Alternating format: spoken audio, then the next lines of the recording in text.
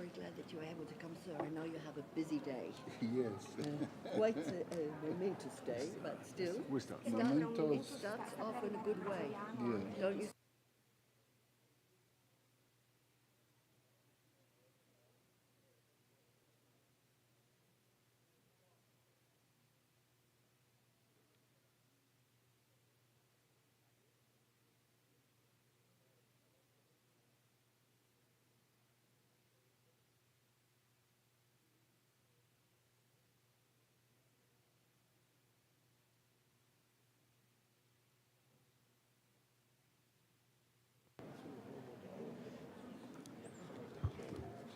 Good morning to,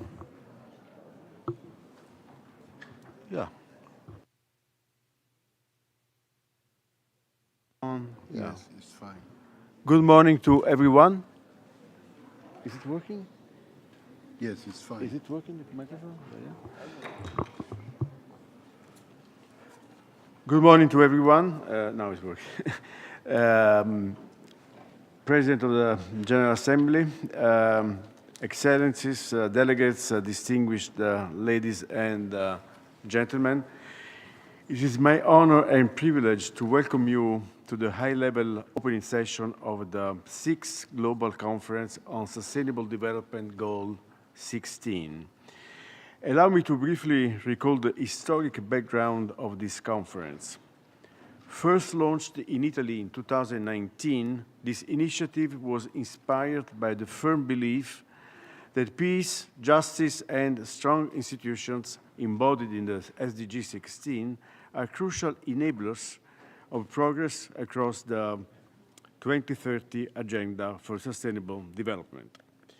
Over the past years, the SDG 16 conference has steadily grown, establishing itself as a leading global platform dedicated to advancing dialogue and cooperation on SDG 16.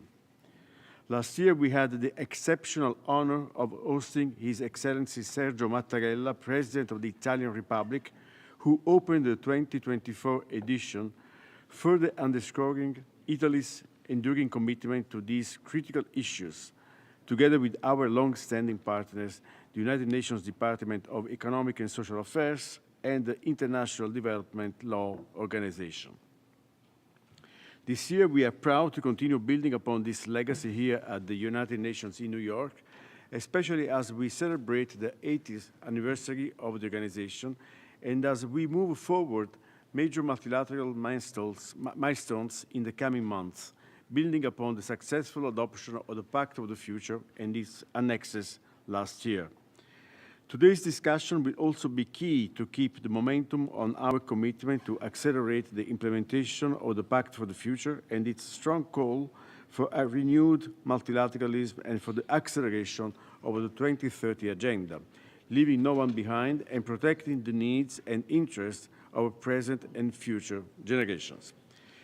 Without further ado, it is my pleasure to introduce the first speaker of the high-level opening, Her Excellency Ms. Amina Mohammed, the Deputy Secretary General of the United Nations, delivering her remarks via video message.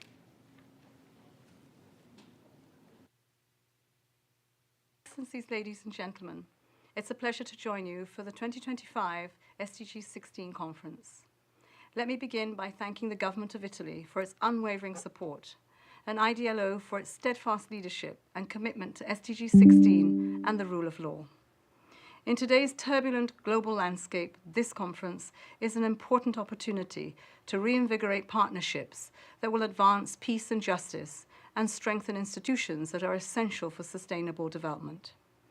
Nearly a decade since the adoption of the 2030 Agenda, progress on SDG 16 is dangerously off track. Peace feels more distant. Justice remains out of reach for far too many.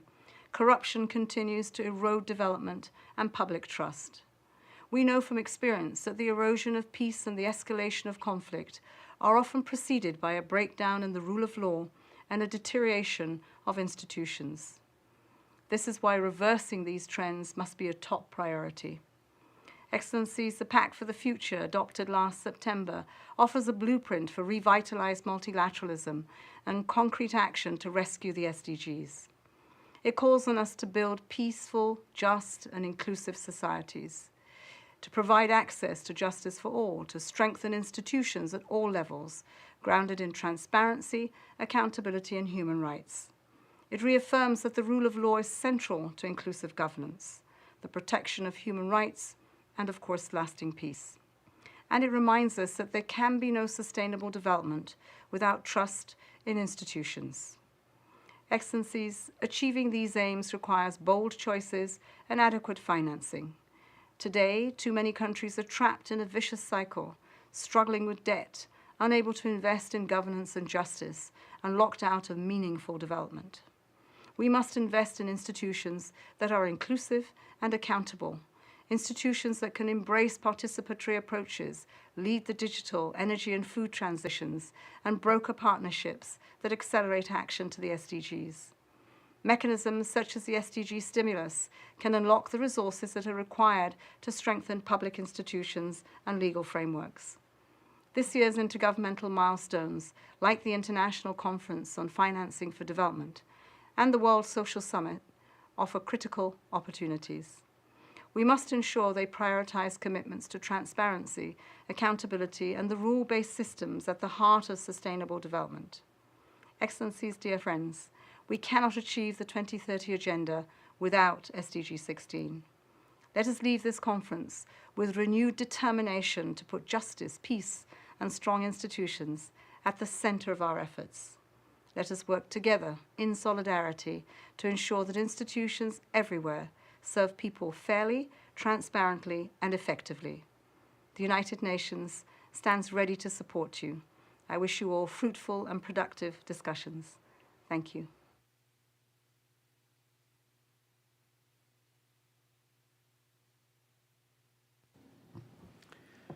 I thank the DSG for her unwavering support and for reminding us of the need to invest in institutions that are inclusive and accountable and fit to address today's challenges in crucial areas such as digital, energy, and food transitions, and leverage our collective capacity to accelerate action on education, health, climate change, and all the SDGs.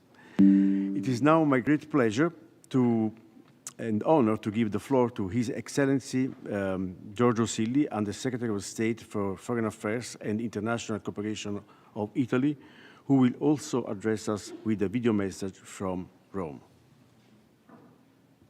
Madam Deputy Secretary General of the United Nations, Mr. President of the General Assembly, Mr. President of the Economic and Social Council, Mr. Under-Secretary General for Economic and Social Affairs, Madam Director General of the International Development Law Organization, Excellencies, distinguished delegates, ladies and gentlemen. I really deeply regret not being there with you today to open this important conference. I wish to express all my gratitude to United Nations DESA and IDLO for their work in organizing this event, held in New York for the second time, after the success of last year's editions that was opened by our President of the Republic. I also wish to warmly welcome all participants, representatives of member states, international organizations, judicial bodies, academic, civil society, including in particular the women and young leaders who work with unwavering commitment to advance peaceful and inclusive societies, fair justice systems, and institutions that are effective, accountable, and transparent. Peace, justice, and inclusion are not abstract ideals, but essential foundation for sustainable development. They are the heart of the 2030 Agenda, and they also underpin the constitutional architecture of many countries, including Italy. The United Nations Charters remind us of this. In its preamble, it calls us to establish conditions under which justice and respect for the obligation arising from treaties and other sources of international law can be maintained, and to promote social progress and better standards of life, enlarged freedom. As we stand now at the midpoint of the 2030 Agenda's implementation timeline, our collective progress must accelerate. However, the context we face today is more complex than we could have imagined just a few years ago. The worsening impact of climate change and the multiplication of conflicts around the world are diverting our efforts and resources from the goals. While these are urgent challenges, our broader vision must remain clear.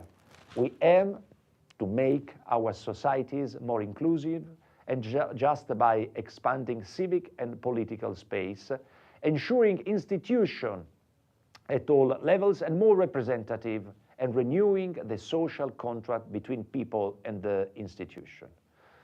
Allow me to emphasize how SDG 16 is an enabling objective for reaching many other SDGs of the Agenda 2030. A fair and inaccessible legal system imbued with the protection and guarantees and just institutions are the precondition for the full enjoyment of human rights and the pursuit of the human development in its most elevated sense. We cannot speak of peace as a pathway to development without protecting the rights of individuals and communities. We cannot pursue justice without robust laws and policies and vigorous enforcement that protect women and children from violence and exploitation, that counter organized crime, and that fight marginalization and discrimination, including for persons with disabilities. Yet SDG 16 is more than the sum of its parts.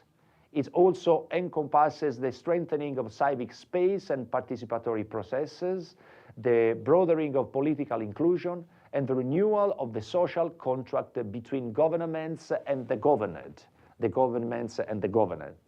When citizens, especially younger people and women, feel genuinely heard and represented, societies become more cohesive, more resilient, and more just. Italy remains committed both nationally and internationally to uphold the rule of the law and to advance Goal 16, working with partners such as IDLO, proudly hosted in Rome. Together, we and within the United Nations, we must work tirelessly to rebuild trust among nations and further strengthen multilateralism to effectively address present and future global challenges. This multilateral spirit has been a fundamental pillar of the foreign policy of the Italian Republic since its birth. It's particularly fitting that this conference is held in the year of the United Nations 80th anniversary, and that is immediately precedes a series of landmark multilateral gatherings, from the Financing for Development Conference through the high-level political forum and for the Food Systems Summit Stocktaking to the World Summit Social Development. Such a strategic timing ensures that our discussion today can help to renew the momentum for the multilateral cooperation in the 2030 Agenda. Thank you. I wish us all a very productive and fruitful conference. Thank you.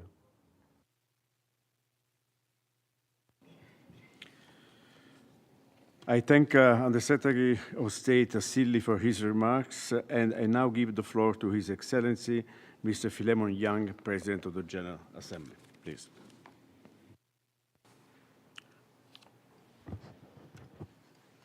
Your Excellencies, ladies and gentlemen, I thank all the organizers for hosting this important conference and for inviting me to join you today. Peaceful, just, and inclusive societies, as envisioned in Sustainable Development Goal 16, are the bedrock of our international community.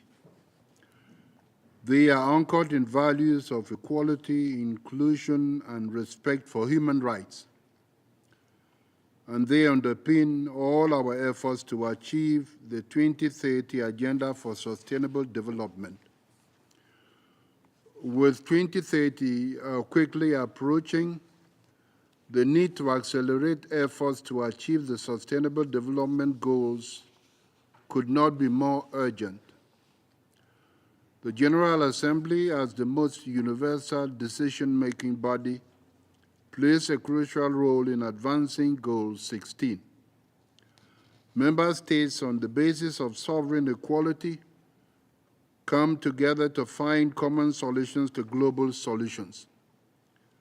With 1/4 of humanity now living in conflict-affected areas, we must prioritize action to unleash progress across our complex global agenda. And I have emphasized peace and security, the rule of law, and inclusive multilateralism as anchors for our efforts.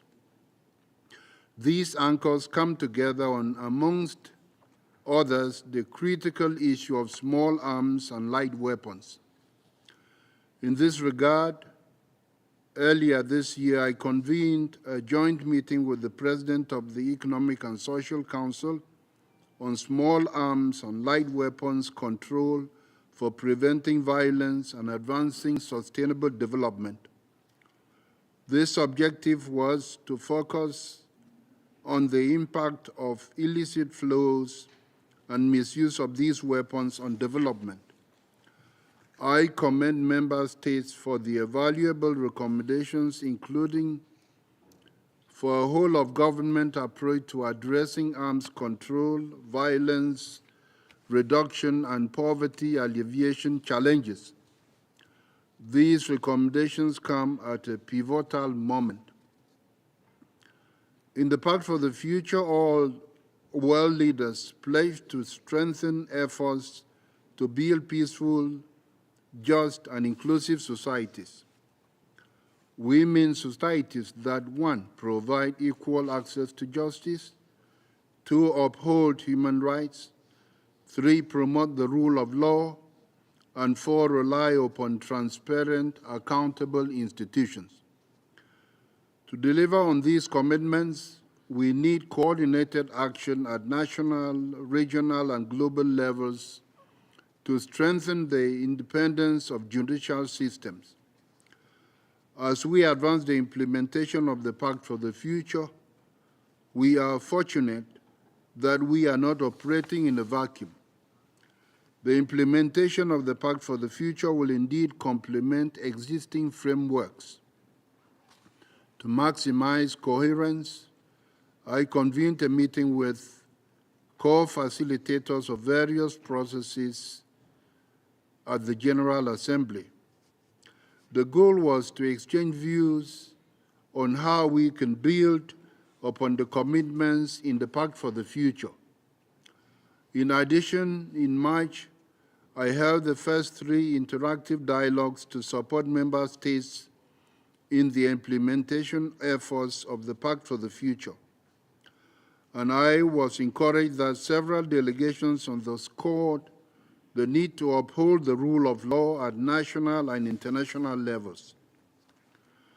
The 80th anniversary of the United Nations offers a key moment to expand upon these efforts and to give meaning to the principles enshrined in the United Nations Charter.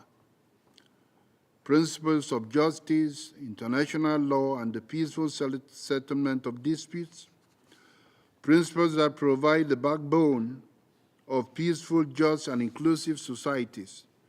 Your Excellencies, in our 80th year, let us rise to this noble mission. Let us fortify the foundations of just, peaceful, and sustainable societies. I thank you.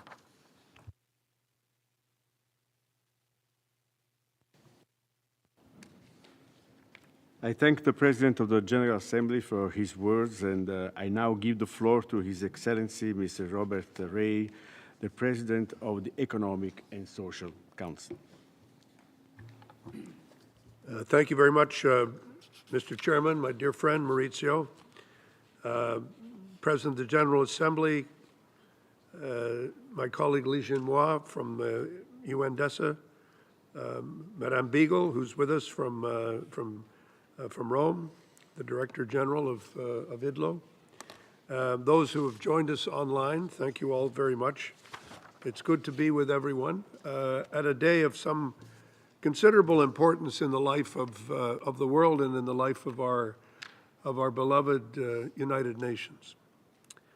I want to start by joining everyone in thanking our Italian friends for not just moderating this discussion, but for playing such an important leadership role in stressing the critical importance of Sustainable Goal number 16. I really think it's important that we fully appreciate the significance of the rule of law, the significance of creating strong institutions, and as an inheritor of Roman institutions, you will know the importance of both these things. I remember from my experiences as a young student of jurisprudence learning of Roman law. I'm sure that other lawyers have done the same, and also fully appreciating on all of our visits to Rome the endurance, the enduring value of the institutional structures which we associate with that great city. This is a very critical platform for us to discuss how investing in SDG 16 on peace, justice, and strong institutions delivers measurable dividends for governments as well as for all of us as people.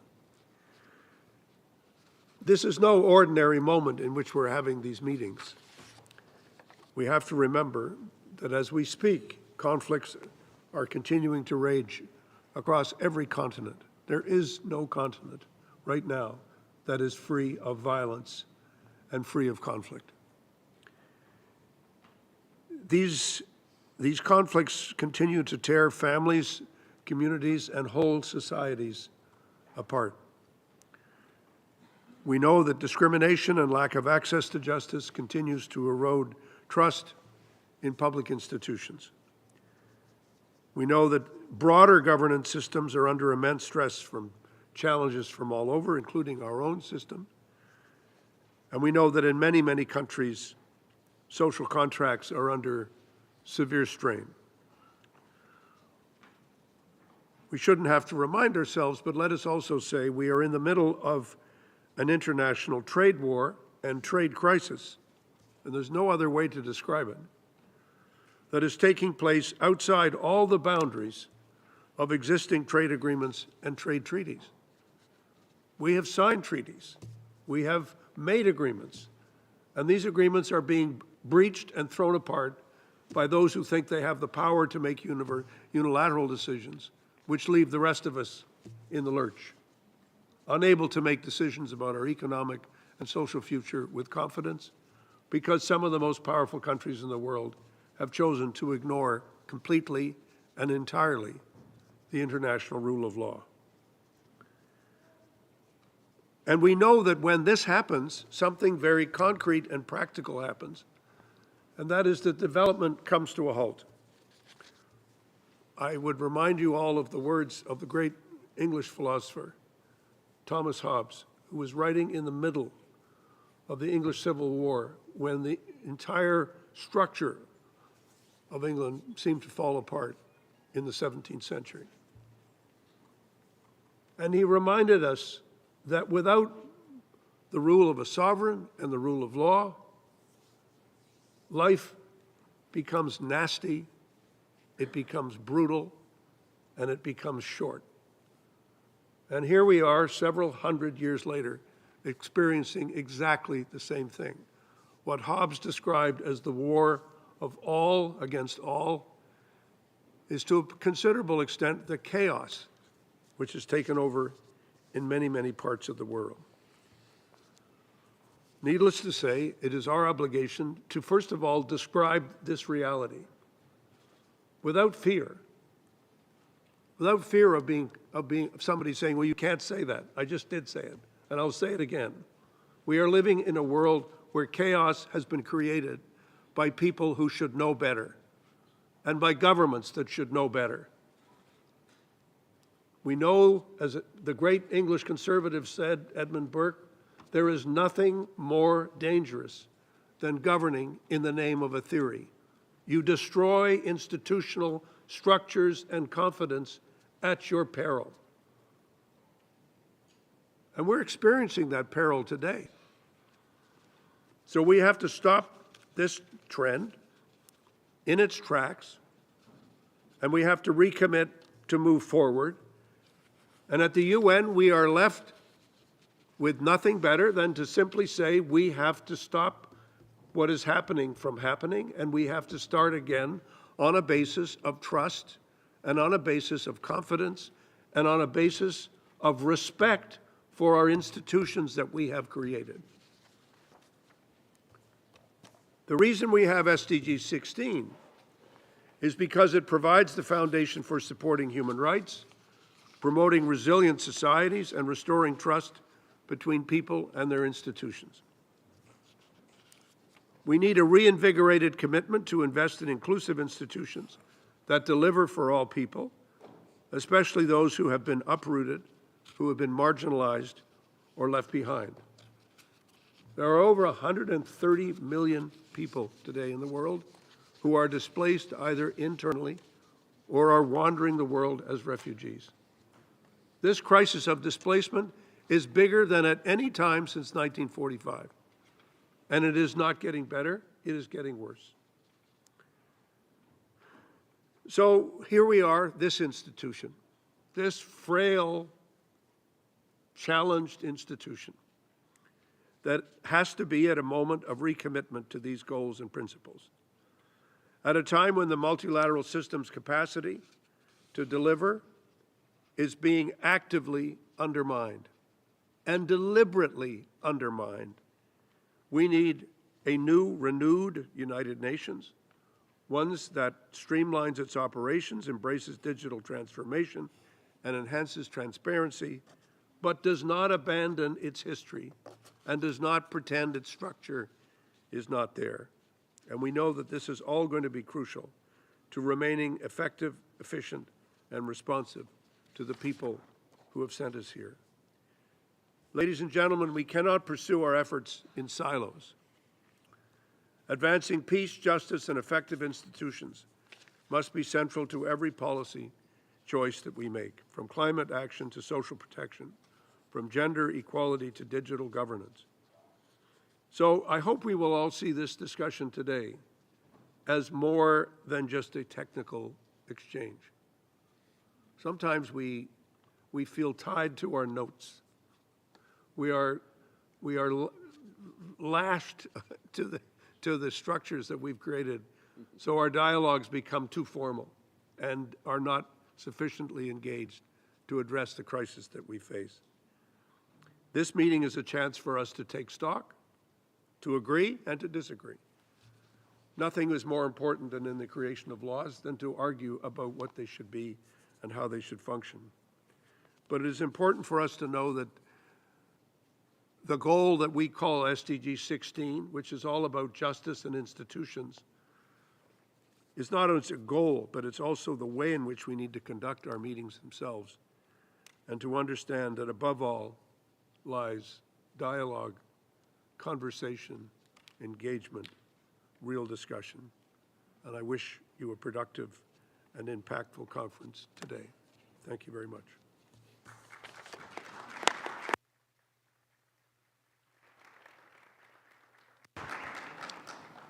Thank you, Ambassador Ray. Thank you, Bob, for these great remarks. And I now pass the floor to Mr. Lee Junhua, and the Secretary General for Economic and Social Affairs. Thank you, Mr. Chairman.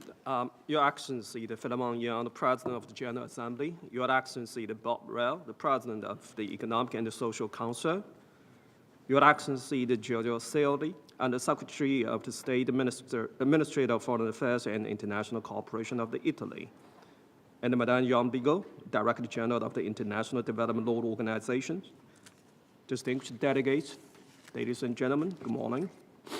Welcome to the SDG 16 Conference 2025. My sincere thanks to the permanent mission of Italy and the International Development Law Organization for co-organizing this global event with the UNODC. Today's conference has three key objectives. First, to provide an inclusive space for diverse stakeholders to share concrete experiences and highlight the good practices on SDG 16. Second, to examine the current trends, challenges, and opportunities, seeking pathways to accelerate SDG 16 implementation across all its targets.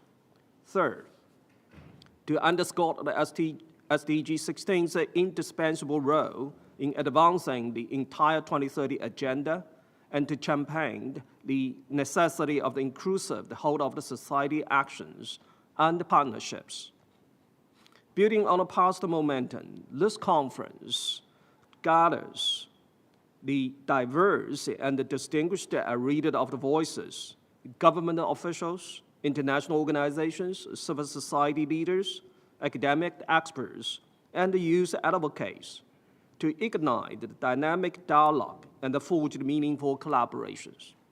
Excellencies, distinguished delegates, the Pact for the Future, adopted last September, clearly signals the urgent need for decisive action to achieve the SDGs by 2030. The Pact emphasizes that building peaceful, just, and inclusive societies, ensuring universal access to justice, and establishing effective, accountable, and inclusive institutions, all while upholding human rights, are essentially critical. This firmly positions SDG 16 as central to the 2030 agenda. However, the 2024 Sustainable Development Goals report revealed a sobering reality. Only 17% of measurable SDG targets are currently on track. Progress on SDG 16 itself is inconsistent and insufficient in many areas. This exacerbated by the intersecting global crisis that erode trust in the public institutions and intensified challenges to justice, accountability, and human rights. With only 5 years remaining, we stand at a critical juncture. This moment demands urgent and robust collective actions to steer the goals back on the course.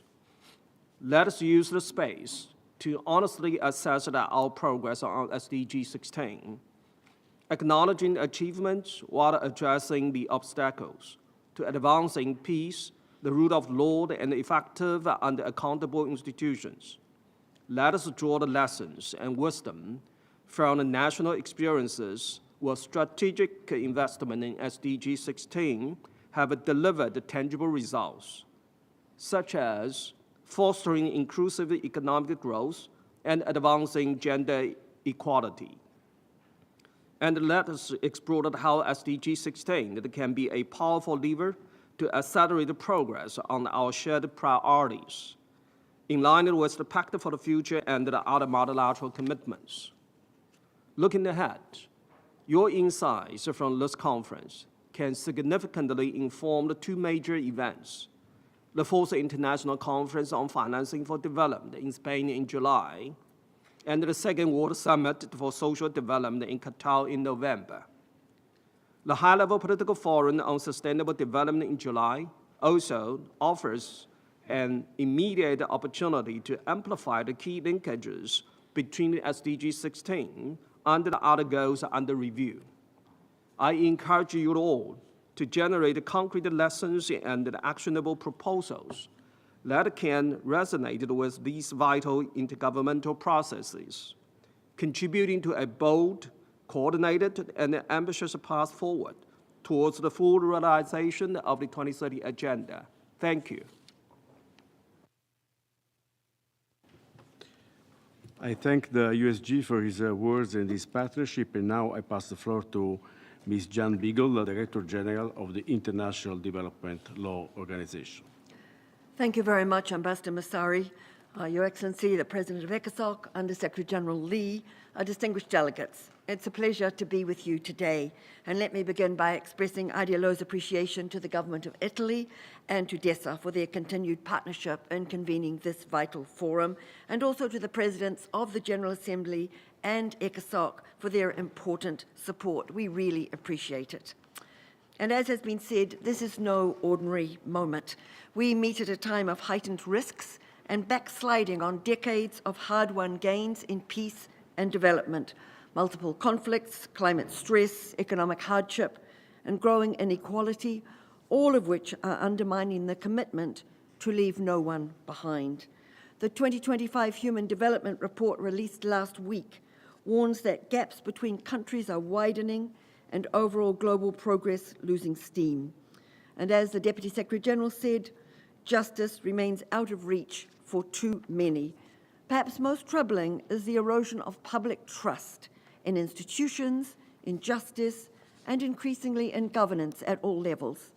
Across all regions, people express growing skepticism that democratic governance, public institutions, and the rule of law have relevance to their lives and their aspirations. It is imperative to acknowledge and address these concerns. As resources become scarcer, we need better ways of working and of demonstrating the high returns that investing in conflict prevention, dispute resolution, and enabling legal and institutional environments can deliver. And this is where SDG 16 comes into sharp focus. Far from being an abstract principle, SDG 16, encompassing justice, accountability, and the rule of law, offers concrete solutions for accelerating progress across the 2030 agenda. Drawing on IDLO's experience, let me highlight 3 ways in which it can do so. First, well-functioning justice systems serve as the backbone of societies that are peaceful, inclusive, and economically dynamic. The most egregious human rights violations often occur where legal systems are weak or have collapsed. By addressing the drivers of violence, people-centered justice systems can prevent conflict before it takes root and support reconciliation where it has taken hold. Second, effective, accountable, and responsive institutions are essential to rebuilding public confidence. Corruption diverts critical resources away from development priorities such as education, health, and infrastructure, and reduces people's confidence that government works on their behalf. When institutions are fair and transparent, they foster a sense of belonging and trust. By tackling corruption, increasing access to remedies, and ensuring that legal protections are applied without bias, we can repair the social contract and ensure that public resources benefit everyone. Third and finally, SDG 16 can provide a framework to achieve the entire 2030 agenda, tackling complex challenges from ending poverty and hunger to combating transnational organized crime and managing mass displacement, requires laws and institutions that deliver more innovative and integrated solutions.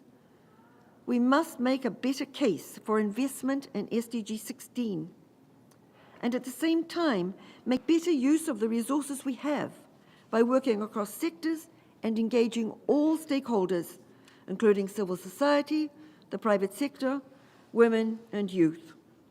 As USG Lee has said, there will be important opportunities to reaffirm this agenda at the Financing for Development Conference, the High-Level Political Forum, and the World Social Summit.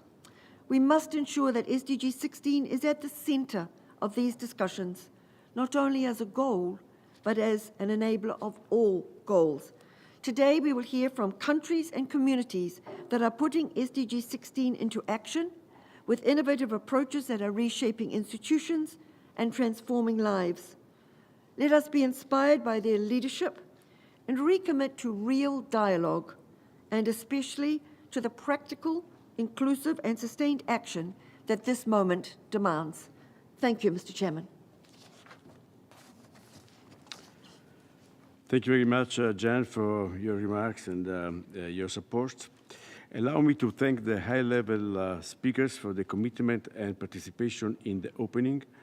As the UN embark in a renewed path of reform in the occasion of the 80th anniversary of its foundation, this discussion is more relevant than ever. We now turn directly to our first panel discussion titled Stocktaking Progress on SDG 16, Assessing Achievements and Challenges, moderated by Ms. Jan Beagle, Director General of IDLO. I kindly invite our distinguished panelists to take their places, and I wish everyone a fruitful and engaging session. Thank you very much.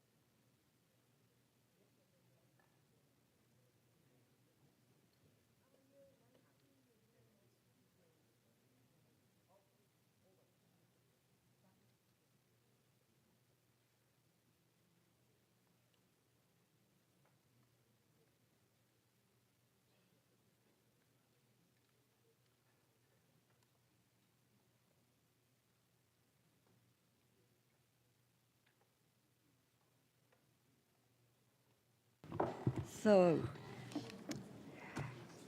distinguished colleagues and distinguished panelists, it's really a pleasure to welcome you to this first panel where we will take stock of progress on SDG 16. We'll assess the achievements and the challenges. And I think that we've just heard from a number of speakers that the world is facing a perfect storm, we might say, of intersecting crises, conflicts, declining trust in institutions, and growing inequalities, and that these do threaten to reverse decades of hard-won development gains. And we know that as of 2024, only 17% of the targets for the SDGs are on track to be achieved by 2030, and over 1/3 have either stalled or regressed. And SDG 16 is no exception. So last year's Global Progress Report on SDG 16 indicators underscored that we were at a critical juncture for Goal 16, and that there could either be, and I'm quoting, a breakdown or a breakthrough on peace, justice, and strong institutions. And I guess it's sad to say that we only have to look around us to see that we are not heading in the direction of a breakthrough. So this is particularly alarming because, as I said a moment ago, as a critical enabler of all the SDGs, SDG 16 does provide a practical roadmap for tackling global crises and charting the course for a more peaceful, just, and sustainable future. And that's because at its core lie rule of law, equality, and good governance. And those are the fundamental principles that underpin stability and prosperity in societies. IDLO's experience partnering with countries across the development spectrum in all regions confirms that these are powerful tools that can enable governments and people to unlock their development potential. And we have seen that SDG 16 can catalyze progress on the social, economic, and environmental dimensions of sustainable development. And we've also seen that investing in peace, justice, and strong institutions can prevent conflicts before they start, restore public confidence, and promote broad-based growth, while balancing the interests of current and future generations. So during our panel discussion now, we're going to identify the challenges and we're going to discuss ways in which they can be overcome. And I'm very delighted that we have a panel of distinguished speakers with us who can share their insights and particularly how positive change is both possible and happening. And I would like to introduce them. Firstly, the Honourable Lady Justice Philomena Mwilu. She's the Deputy Chief Justice and Vice President of the Supreme Court of Kenya. Welcome. And Mr. Jorge Rodrigo Jorge Messias, the Attorney General of Brazil. Mr. Helder da Costa, the General Secretary of the G7 Plus Secretariat. Dr. Daniela Barber, the Director of Research at the World Justice Project. And Ms. Lynn-Rose Shannon, Executive Council Member of Young Women Leaders for Peace in the Philippines. And we'll also hear a special message from Ms. Gada Wali, the Executive Director of UNODC. So I'm going to ask our panelists maybe 2 rounds of questions, and then we will open the floor, and I'm going to ask our panelists to limit their responses to a maximum of 5 minutes so that we have some time for questions from the floor, interventions from the floor, and we're starting a little bit late, so I will move immediately to the panel.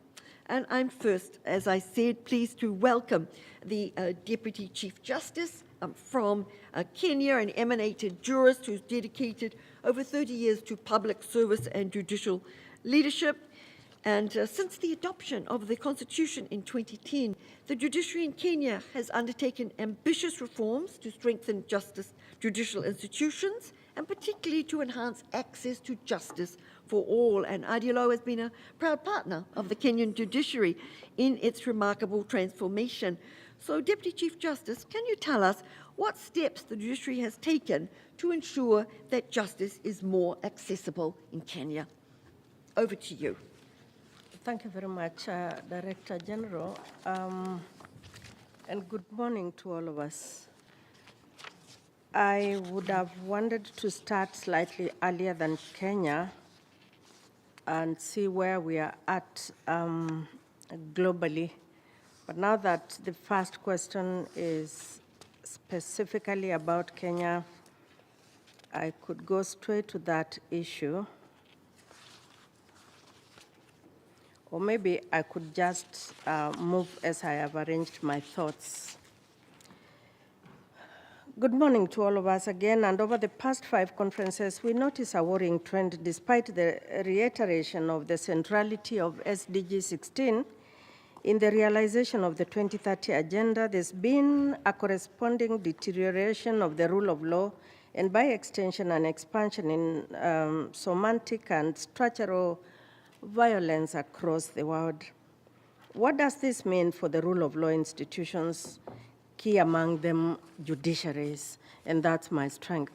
Beyond the disobedience of court orders and untoward interference in the work of judiciaries, an indicator of the priority of place afforded to the rule of law in the context of sustainable development is, in many countries, mirrored by the financial resources afforded to judiciaries and the effectiveness of the processes in place to secure judicial financial independence. Judicial financial independence is a critical and necessary component of the full realization of the independence of judiciaries, and thus by extension a key element in any governance framework based on the rule of law. Recent research into the financial independence of judiciaries in Africa concludes that most, if not all, judiciaries in the region that feel the need for more resources, with some operating at half capacities, shows the dismal and inadequate funding that is availed to judiciaries. In Kenya, for example, though significant progress has been made in securing the financial independence of the judiciary since the 2010 Constitution, more has got to be done. Despite a year-on-year increment in the judiciary budget, the resource gap requirement always is high and currently stands at 52%. Across the globe, we are witnessing a steady decline in the rule of law dividends. Failure to pay attention to and invest in the rule of law institutions, especially the judiciary, is having catastrophic societal impacts. The increasing number of conflicts is a stark signal of rule of law failures. The steady erosion of public confidence in the judiciary for political and economic expediency is a significant challenge. The failure to adequately fund the rule of law institutions and to insulate these funding frameworks from interference is a significant challenge. The failure to ensure that the rule of law institutions, especially judiciaries, are actively involved in wider development conversations is a costly lacuna. Despite the challenges, there is progress. The judiciary of Kenya is implementing an ambitious institutional blueprint called the social transformation through access to justice, SDG. The judiciary of Kenya is on a pathway to contribute to societal transformation through preserving and advancing the freedoms and dignity of the people of Kenya through access to justice. Beyond being a mere arbiter of disputes, our judiciary recognizes, number one, the plurality of justice provision, number two, the urgency of justice seekers and actors, three, its enabling role in the co-production of justice, and four, the necessary leakages between access to justice and social transformation. The people-centered justice methodology in our STARJ blueprint locates the justice imperative and hence the responsibility of all justice actors, institutional and otherwise, in the positive improvement of the lived condition, social, environmental, cultural, political, economic, of all Kenyans and their communities. Areas where we have seen reasonable progress include the establishment and/or the strengthening of child justice courts, the gender justice courts, and the small claims courts. As an enabler of justice, the Kenyan judiciary is also strengthening and promoting alternative justice systems, alternative dispute resolution, court user committees, and leveraging on technology for increased effectiveness and efficiency. In conclusion, on the question the DG asked me, allow me to use this very valuable opportunity to speak on the illustrious platform to lobby for two important conference outcomes. One, we must actively include and mainstream judiciaries within conversations on sustainable development. Their absence diminishes our progress towards realization of SDG 16 goals. Two, we must secure judicial financial independence, a cornerstone of the rule of law agenda, both in terms of budgeting systems and the quantum of resources afforded to judiciaries. I urge us, this forum, to recommend the adoption of, at the very least, 2.5 to 3% minimum allocation of national budgets for judiciaries across the globe. This resolution could be a key agenda item in the upcoming Conference on Financial Development in June, July, and the World Summit for Social Development in November 2025, and thereafter adopted as the recommended international benchmark. This, in my view, would go a long way to increasing the reach, effectiveness, and the efficiency of our justice interventions, and by extension, the realization of SDG 16 goals. Thank you, Director General. Thank you very much, Deputy Chief Justice. It's now my pleasure to introduce His Excellency, Messias, the Attorney General of Brazil, who has led his government's legal efforts on anti-corruption and strengthening legal environments for investment and promoting integrity in the private sector. Attorney General Messias, public trust in institutions is a cornerstone of sustainable development and democratic governance. What initiatives has your office undertaken to engage with the public and improve citizens' trust in the legal system and public institutions? Over to you, sir.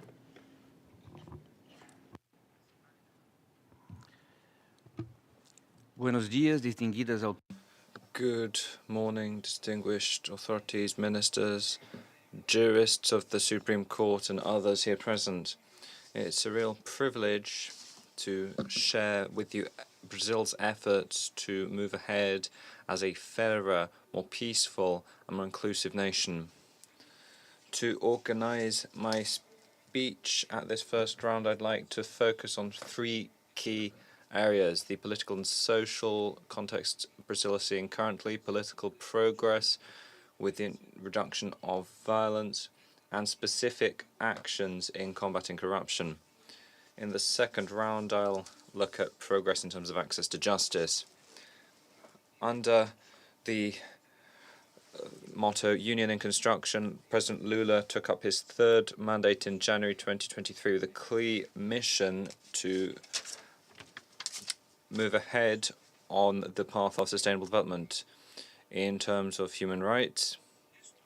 That it has not just been a political commitment, but a real compact for hope with each Brazilian citizen who dreams of a fairer country which is stronger and further rooted in solidarity. That commitment has led to specific commitments, consolidating public policies to transform the lives of people, allow our economy to recover so that we can have employment and income, and most of all, reduce poverty and hunger. In this process of building up our country, the 2030 Agenda has been our guide to achieving prosperity on the basis of the 2030 goals. Our country, in its constitution, has the principles of democracy, inclusion, and transparency. Because of that, part of this global commitment requires a national endeavor to promote peace, justice, and respect for human rights. We are at a juncture in which democracy is facing unprecedented challenges, with threats arising from extremism and disinformation, seeking to weaken our institutions and undermine the trust of the people. Strengthening our institutions and guaranteeing social participation are essential measures to combating hatred, intolerance, and inequality, all of which are detrimental to social cohesion and threaten peace. An example of Brazil's action for the SDG 16 here can be seen in the meaningful reduction of violence in all forms and mortality rates. As an outcome of our efforts, we managed to reach homicide rates which have fallen over the last 10 years. In 2024, the number of violent deaths reduced by 5.25%. We know that social inequality and harm have direct impacts on indices of violence, which have a disproportionate impact on the most vulnerable groups within our society, such as women, Black and Indigenous people, and as such, we must channel specific policies and programs towards their protection, combating multiple forms of violence and discrimination that they face on a daily basis. For the particular protection of Brazilian women, we have a law criminalizing femicide as an explicit and heinous crime. The relevant law, which was signed off in 2015 and was followed by a law in 2024 from President Lula, which allows this crime to be used against those who have committed these acts. Attacks on the most vulnerable require energetic and objective responses. In 2023, for instance, we adopted specific legislation criminalizing racial insults as a form of racism and stepping up sanctions. We also have been combating corruption, which is one of the goals of SDG 16. It's vital to put an end to illicit practices and strengthen public integrity. That's why we created an anti-corruption law in the year 2013. Since the enactment of that in 2015, we have held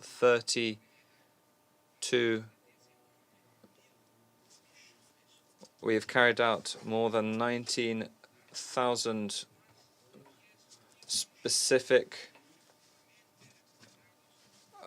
we have recovered more than 19 million for the public purse in Brazil. We are honored to defend the use of direct asset recovery, and within the international community and in anti-corruption fora, that has made it possible to return major resources to the coffers of the Brazilian state. Strengthening oversight mechanisms and decisive action from the state are fundamental in preventing and stamping out corruption in all its forms.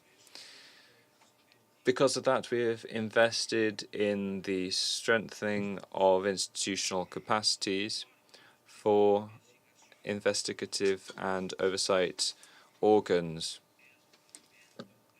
approving increases in staffing,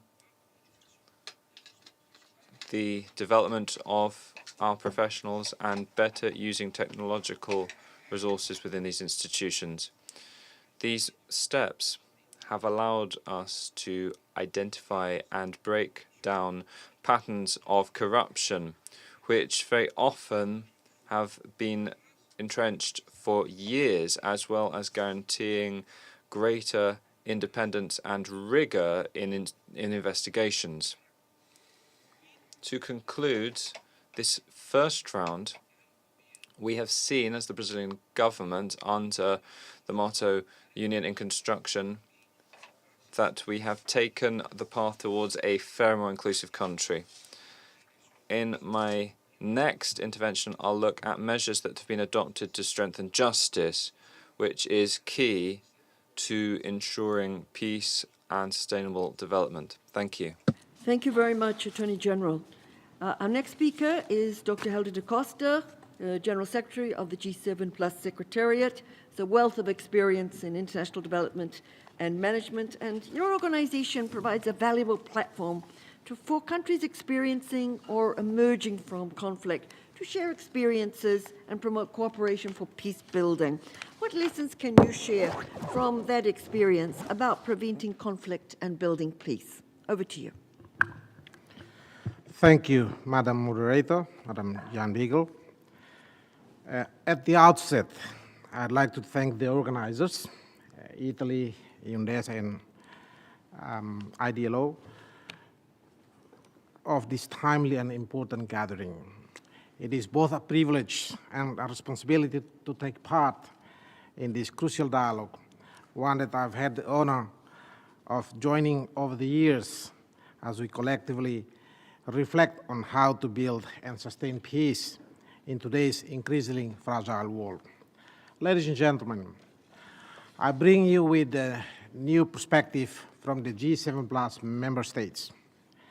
Last month, on the 11th and 12th of April, in Timor-Leste, my home country, had the honor to host the 6th ministerial meeting of the G7 Plus member states at the Foreign Affairs ministerial level. So what I'm going to share with you today is simply echoing the collective wisdom of the member states gathering in this Delhi, in the capital, under the theme 15 Years of Unity, Shaping the Future of Peace and Resilience in G7 Plus countries. Ladies and gentlemen, we are now entering the final stretch of the 2030 Agenda for Sustainable Development, with only 5 years left to deliver on its promises. Yet, we find ourselves navigating an era of deep uncertainty, marked by war, geopolitical fragmentation, and compounding global crisis. Conflict and fragility affected countries such as those in the G7 Plus are among the most severely affected. These countries were already striving to rebuild after war, deliver basic services, and create inclusive institutions.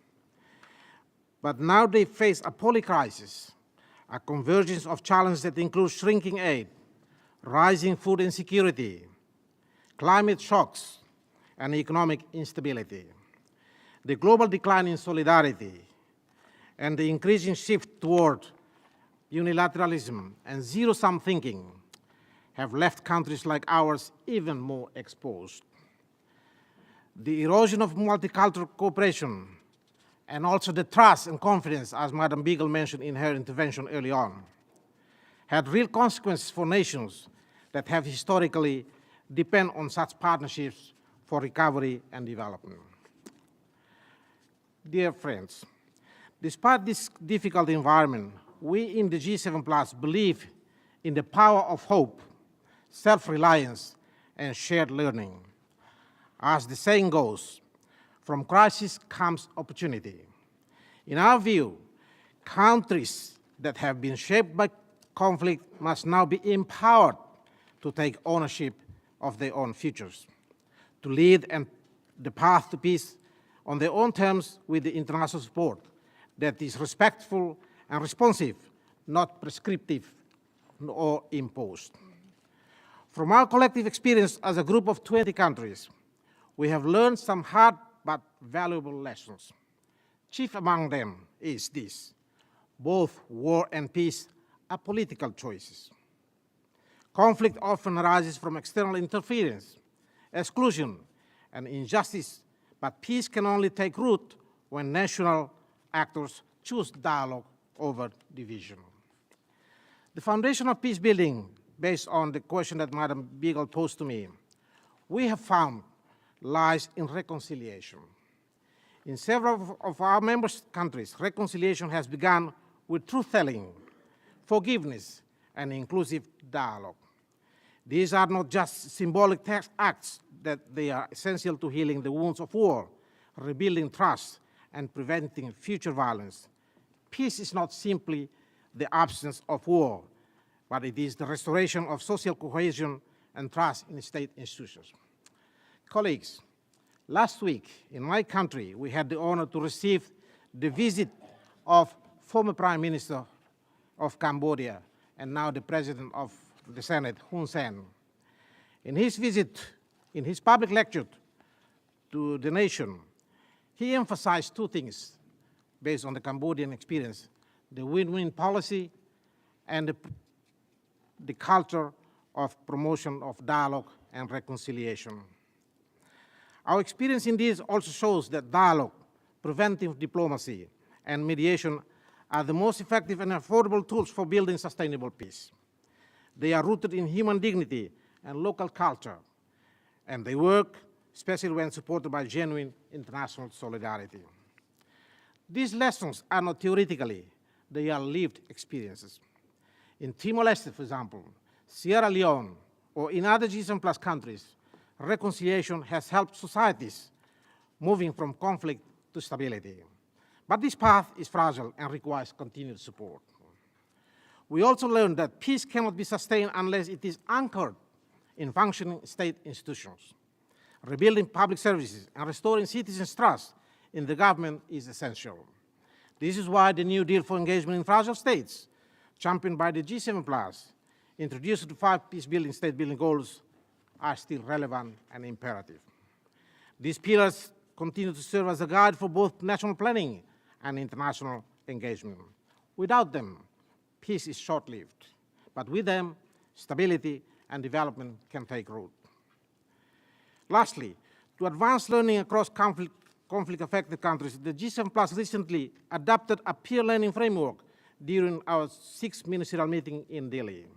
This framework was developed through in-depth consultation with member countries and identifies critical areas for sustaining peace, including reconciliation, governance, and institutional strengthening.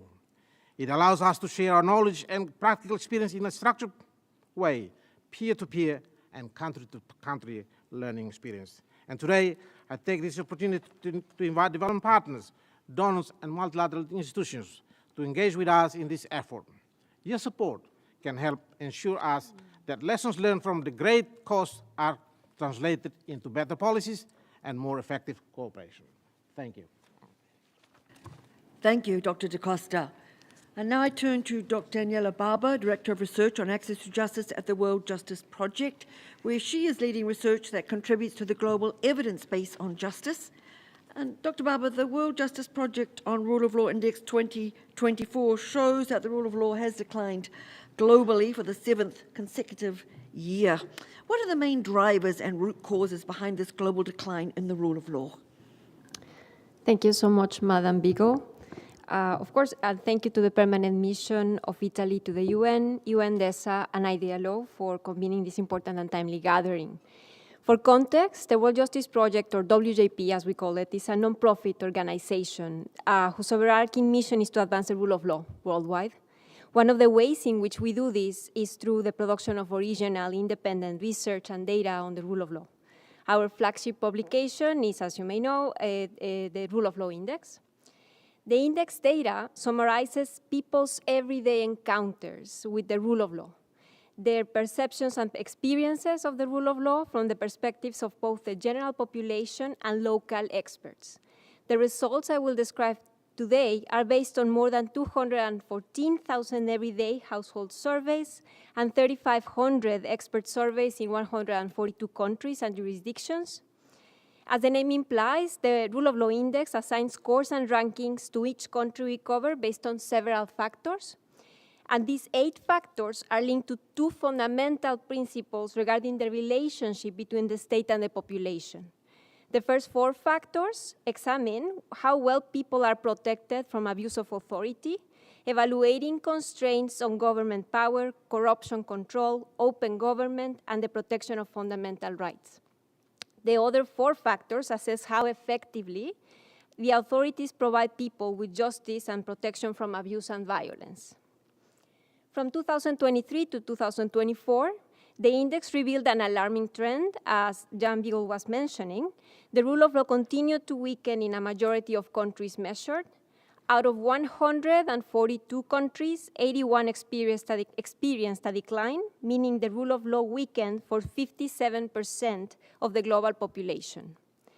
In terms of the key drivers behind this global erosion in the rule of law, the 2024 index identifies 2 main factors which are linked to rising authoritarianism: constraints on government powers and fundamental rights.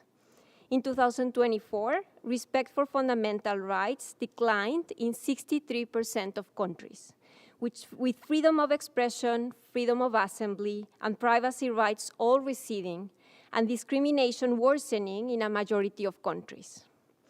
Similarly, 59% of the countries in the index registered a decline in the factor measuring constraints on government powers.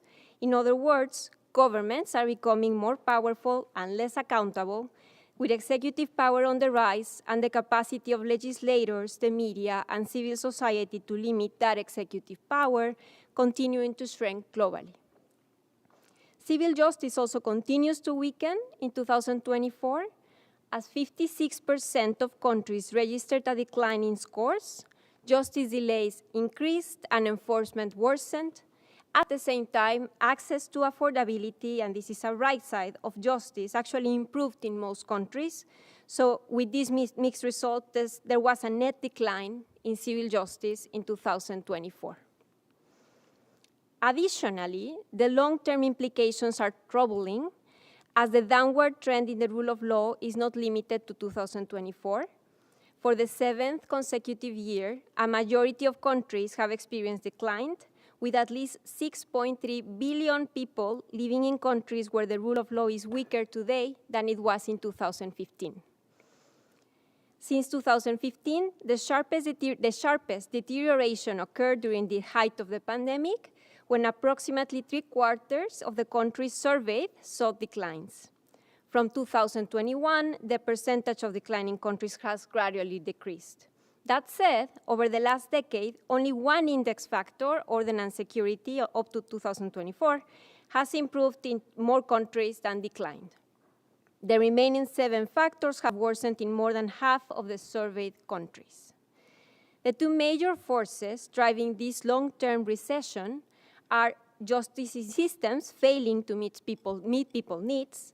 Access to civil justice, access to criminal justice, and corruption have respectively deteriorated in over 70% of countries since 2015, though we are beginning to see some slight improvements in access to justice. And rising authoritarianism, which accelerated in 2024, is another of the major forces driving long-term recession in the rule of law, with 81 countries, 4 out of 5, experiencing declining protections for fundamental rights, and 77% of countries seeing a weakening governmental checks and balances, with oversight from legislatures, courts, civil society, and the media diminishing. Critically, in a year when a record number of voters went to the polls, the sub-factor measuring lawful transitions in powers declined in approximately 72% of countries since 2015. We hope that this information sparks curiosity among decision makers in government, accountability institutions, and civil society around the areas of opportunity, as well as processes and policies that may foster various facets of the rule of law. I invite you to learn more about the index results in our website. Thank you. Thank you very much, Dr. Barbara. I hope it inspires not just curiosity, but action. So we will now turn to Lynn Rose, who's Executive Council Member of Young Women Leaders for Peace in the Philippines. Lynn Rose, women, young people, and other vulnerable groups often face the most severe impact of conflict and insecurity. What role can women and young people play in helping to build and sustain peace? Thank you so much, Director General, for the introduction and for the question. Pace per favore. The late Pope Francis, may he rest in peace, urged, his voice firm, yet gentle and imploring. It was November 2023, and he was calling for peace in Gaza. In the midst of a bustling hall filled with people, his words resonated deeply with me. Just a day earlier, the papal audience, I had spoken at the IDLO Partnership Forum in 2023, and I talked about how young people are at the forefront of peace building. At this very moment, while I speak, women, young people, children, and other vulnerable groups are enduring the most severe consequences of violent conflict and insecurity globally. In Gaza, Ukraine, Sudan, Burkina Faso, the Democratic Republic of Congo, Myanmar, to mention a few. Today, as we gather once more to reflect on SDG 16, I carry that moment with me, an enduring call for renewed commitment beyond rhetoric in the work for peace, all the more important in this political climate.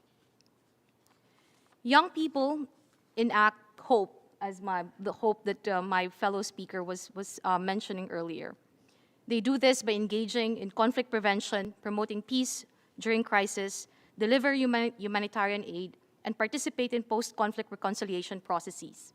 In our experience in the Philippines, youth involvement is not just about participation in formal peace processes, but also about creating new, innovative ways to engage and lead in peace-building efforts beyond the formal spaces.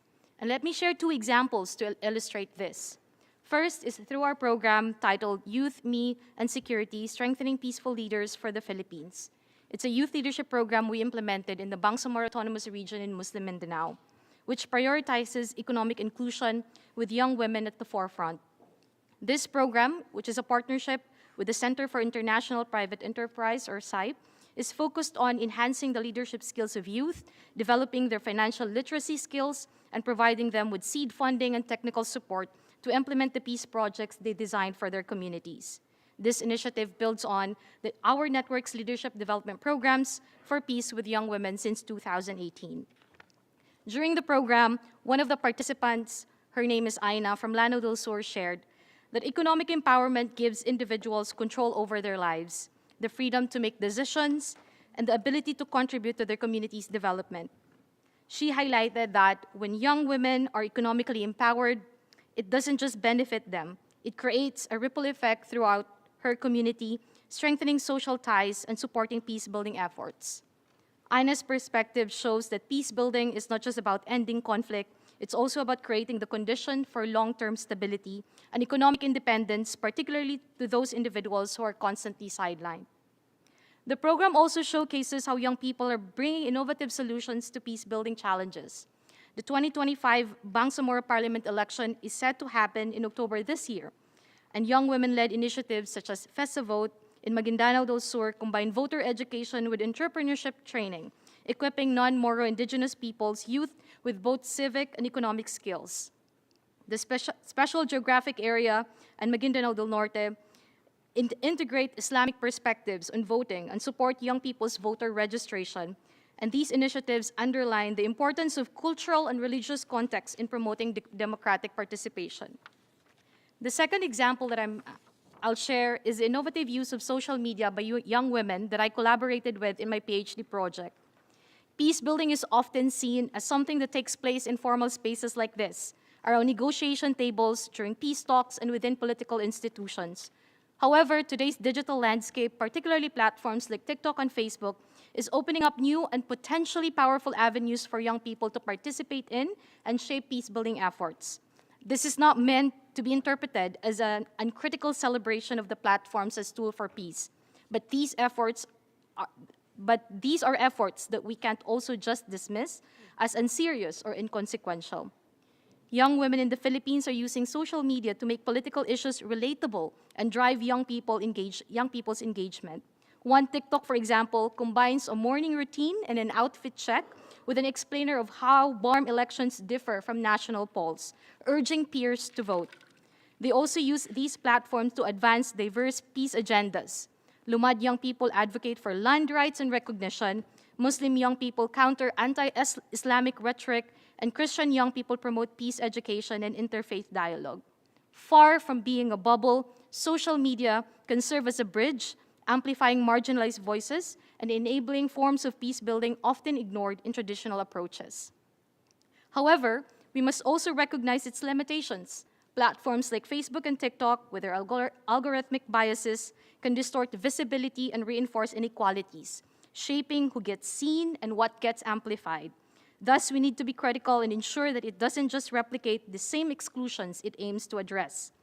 By examining how young women use these platforms for peace building, we can uncover often overlooked practices and identify ways to foster more inclusive digital spaces for peace.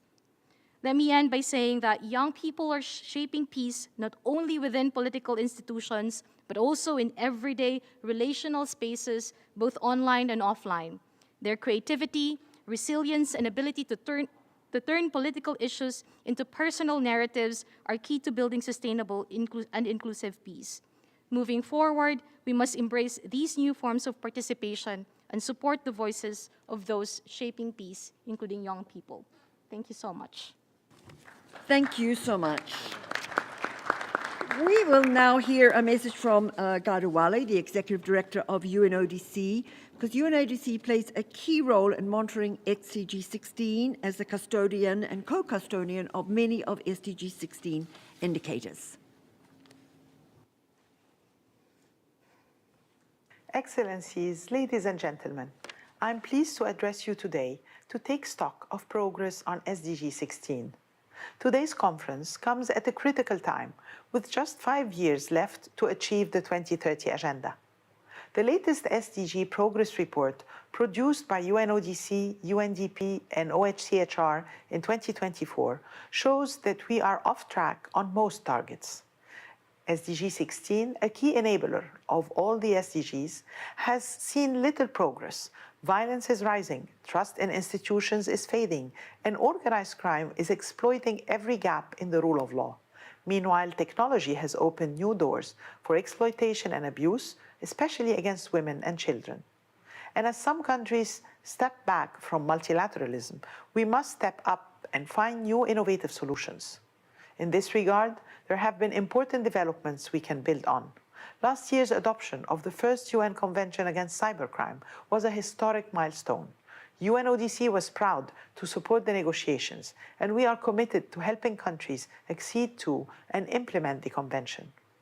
The Pact for the Future also offers a vision for revitalizing multilateralism and accelerating progress on the SDGs. Later this year, member states will assess implementation of the Global Plan of Action on Human Trafficking. And at the 4th International Conference on Financing for Development, countries will examine how to reform the global financial framework and address the issue of illicit financial flows. These will be key opportunities to drive sustainable, lasting change. And we will need all actors, including civil society, the private sector, parliamentarians, and academia, to translate global commitments into national action. Let us work together to deliver on the promise of SDG 16 for more peaceful, just, and inclusive societies. Thank you.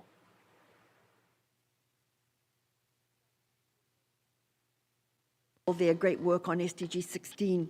So now we're running rather late because we started late. So we're going to have our second round, but it will be very truncated. I'm asking the panel members, and I'm going to go in reverse order, to just take 2 minutes each. So say something that they find very important. So I'm going to start with you, Lynn Rose, and you spoke already about peace, and now I'm going to ask you about young people and their actions in accelerating progress across the 2030 agenda. Maybe you can pick 1 or 2 things. Thank you. Thank you, Director General. And I think, let me start by saying that we need to listen to young people, support them, and create the platforms they need to lead. It's essential to also ask them what peace means to them and to work alongside them as true partners in shaping it. And let me quote Amelia. She's the founder of a youth-led organization in the Philippines, and she shared with me when I asked her what peace means to her, and she said, quote, "Peace does not simply mean the absence of war. If you go to the transitory shelters and see people struggling to find food, that's not peace to me. I can only consider our city peaceful if the internally displaced people and those from ground zero can return and rebuild their homes. Because imagine, why would you give us sports complex when what we need is housing? End of quote. So I think moving forward, we need to better integrate the voices of young people in promoting peace and sustainable development. We need to amplify their voices. Despite limited resources, youth have led impactful grassroots peace-building initiatives. Yet youth-led platforms remain underfunded and overlooked. Investing in them will enable young people to not just participate in, but continue to lead peace-building efforts. Investing in and supporting young women is particularly critical, and we must ensure that young women have the resources, opportunities, and platforms to engage in peace processes. Their voices are vital to creating lasting peace.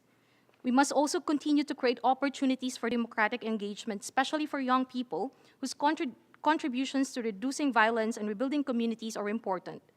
At the same time, investing in education, leadership training, economic literacy, and intergenerational collaboration equips young people with the tools, mentorship, and support to strengthen their initiatives and create new opportunities. This enhances their capacity to contribute meaningfully to peace and development. In places like Mindanao, where conflict has left deep scars, young people, especially young women, are continually leading peace efforts. They understand their communities better than anyone, and by investing in them economically, socially, and politically, we create the foundation for sustainable peace.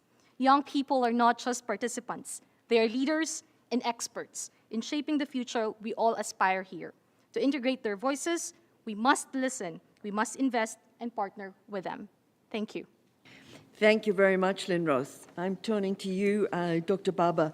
You can give us a couple of positive examples going forward. Thank you.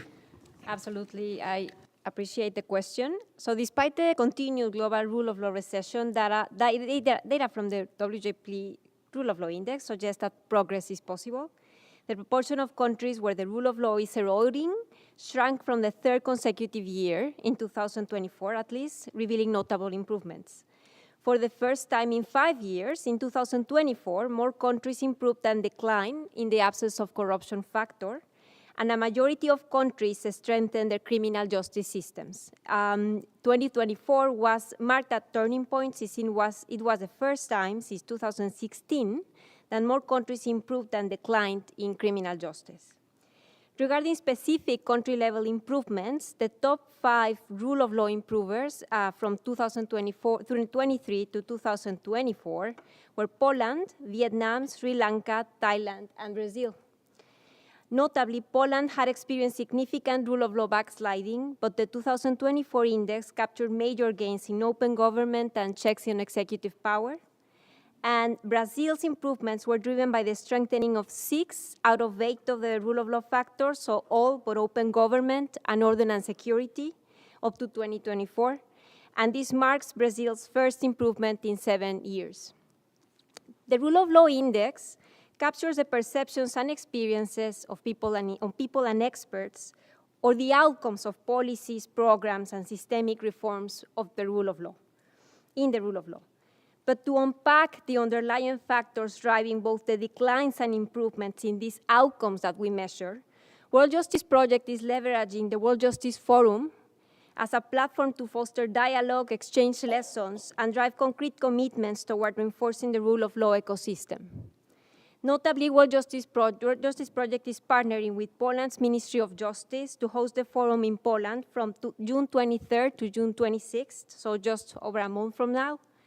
And Poland's recent strides in rule of law recovery make it an ideal case study, offering key insights into reviving democratic institutions and countering authoritarian influence. We invite you to join us in Warsaw as we unite with pivotal stakeholders to collectively strengthen the rule of law global ecosystem. Thank you. Thank you so much. Dr. Da Costa, you have told us about the Delhi resolution, and maybe you could tell us 1 or 2 things that you think are needed to translate this commitment into concrete action. Thank you. Ladies and gentlemen, the Delhi resolution was the outcome of the ministerial meeting of the G7 Plus in Delhi last month, and it contains 7 points. I invite you, if you're interested, please look at the G7 Plus website. It is available there. The daily resolution adopted by this ministerial meeting reaffirms a collective commitment to dialogue, reconciliation, and country-led solutions, values that are not just aspirational, but essential for sustainable peace in fragile and conflict-affected states. As one example, the ministers appointed our president of Timor-Leste, the Nobel laureate, President José Ramos Horta, as a special envoy for conflict mediation in G7 Plus countries. This reflects our seriousness in realizing the aspiration of our collective call to action. To translate these commitments into concrete action, we see three immediate priorities. First, national ownership and political space. First, conflict-affected countries must be trusted to lead their own peace and reconciliation process. That requires the international community to respect and support nationally owned and context-specific approaches. Second, inclusive and localized dialogue mechanisms. We must invest in inclusive national dialogue and reconciliation platforms. This can take many forms: truth commissions, community peace dialogues, traditional dispute resolution mechanisms, but they must be inclusive, credible, and protected. Countries cannot heal without space for truth-telling, forgiveness, and civic dialogue. The third priority is sustained and flexible support from the international community. Peace and reconciliation are a long-term process. They require flexible and sustained financial and political support, especially for transitional justice, local peace building, and mediation. These areas are often underfunded, but are vital for restoring trust and cohesion. Lastly, the daily resolution is not merely a declaration, it is a call to action. We in the G7 Plus are committed to this path, not because it is easy, but because it is the only viable road to lasting peace. With the right partnership grounded in trust, humility, and respect for national ownership, we believe these commitments can be turned into real progress on the ground. Thank you very much. Thank you very much, Dr. Da Costa. And now, Attorney General Macias, I give you the floor for the second part of what you wanted to tell us within 2 minutes. Thank you.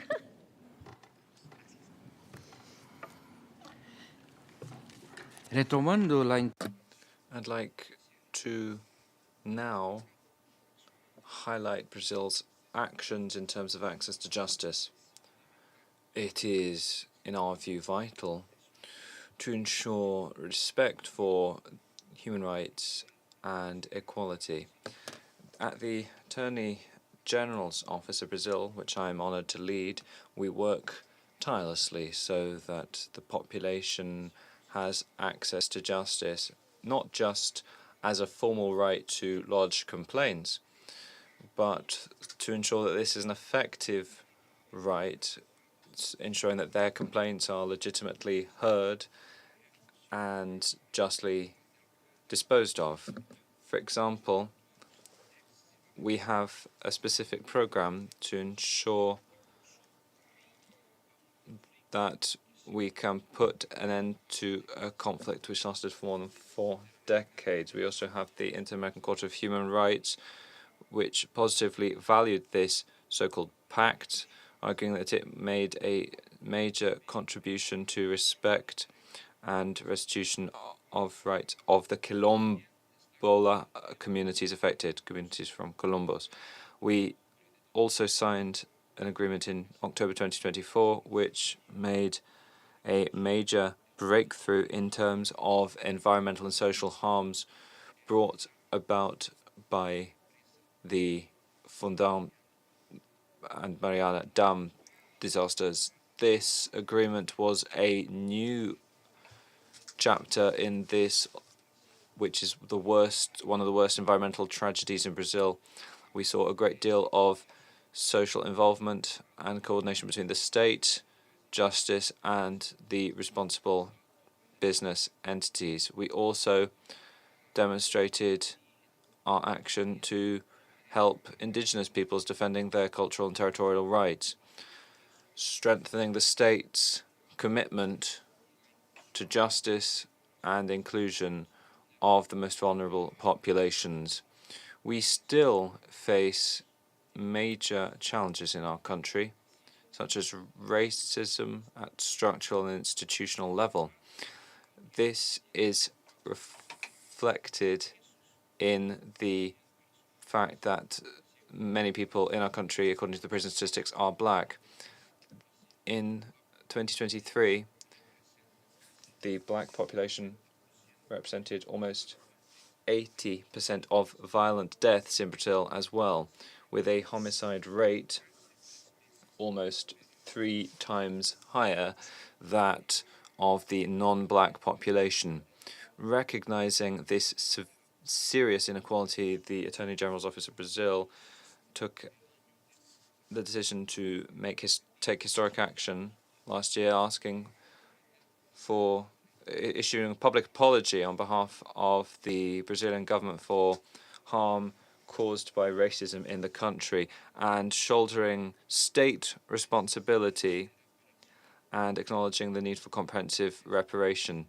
This gesture symbolized a steadfast commitment to combating racial discrimination with affirmative action policies, reforms to the judicial system, and the promotion of anti-racist education arising out of it. We still have much work to do, and because of that, we value spaces such as this, which enable dialogue and finding effective alternatives to promoting peaceful, inclusive societies.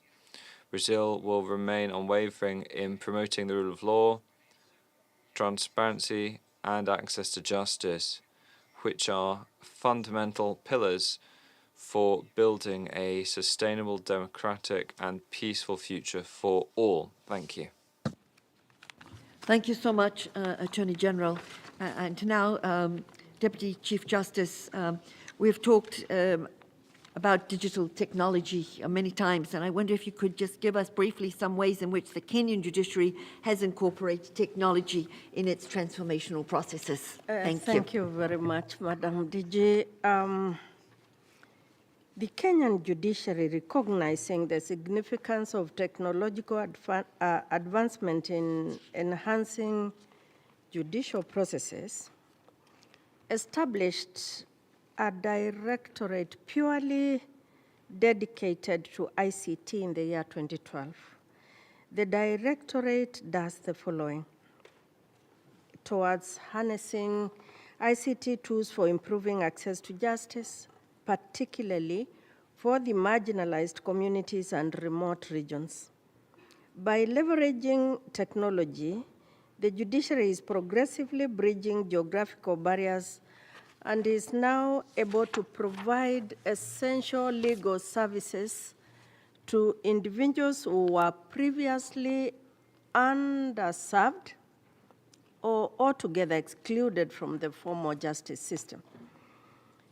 Furthermore, ICT is playing a crucial role in promoting transparency and accountability within the judiciary, thereby enhancing the elusive public trust in institutions of the judiciary and in the integrity of the legal system. We have virtual courts all over the place, so one gets to present their cases from their location. The judiciary, these are examples of what we have done, is now engaged in filing documents, court papers, by way of e-filing. One doesn't have to leave their offices to file. And this we introduced as pilot in 2020. By the year March 2024, we had rolled out across the country. The adoption of e-filing has shifted completely the traditional-based court filing physical approach to the courts. We have a judiciary case tracking system which complements the e-filing system. We call it CTS, Court Tracking System, and which provides real-time insights into the progress of cases within the judiciary. So it automatically automates registry operations and allows judges and judicial officers to update and track the status of the cases they are hearing.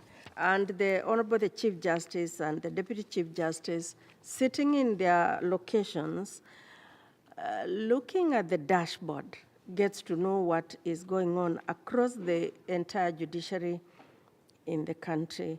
The dashboard, therefore, provides leadership and heads of courts with access to real-time statistics, so judicial officers and magistrates and judges don't get to lie that they have had 10 cases when in actual fact they have had only one. We have the cause list across the country, which now is centralized and as a central portal. One look at it and you know who is hearing what case at what time. Monthly returns, every judicial officer is, by virtue of Article 10 of accountability, required to make a return of what they do every day. That is done through ICT. The virtual courts I've already spoken to. The COVID 2019 was for Kenya a blessing because it made us, by force, adopt the use of ICT to hear cases, and no court was closed. Well, temporarily, but once we got back, we never stopped. Judiciary transcription system.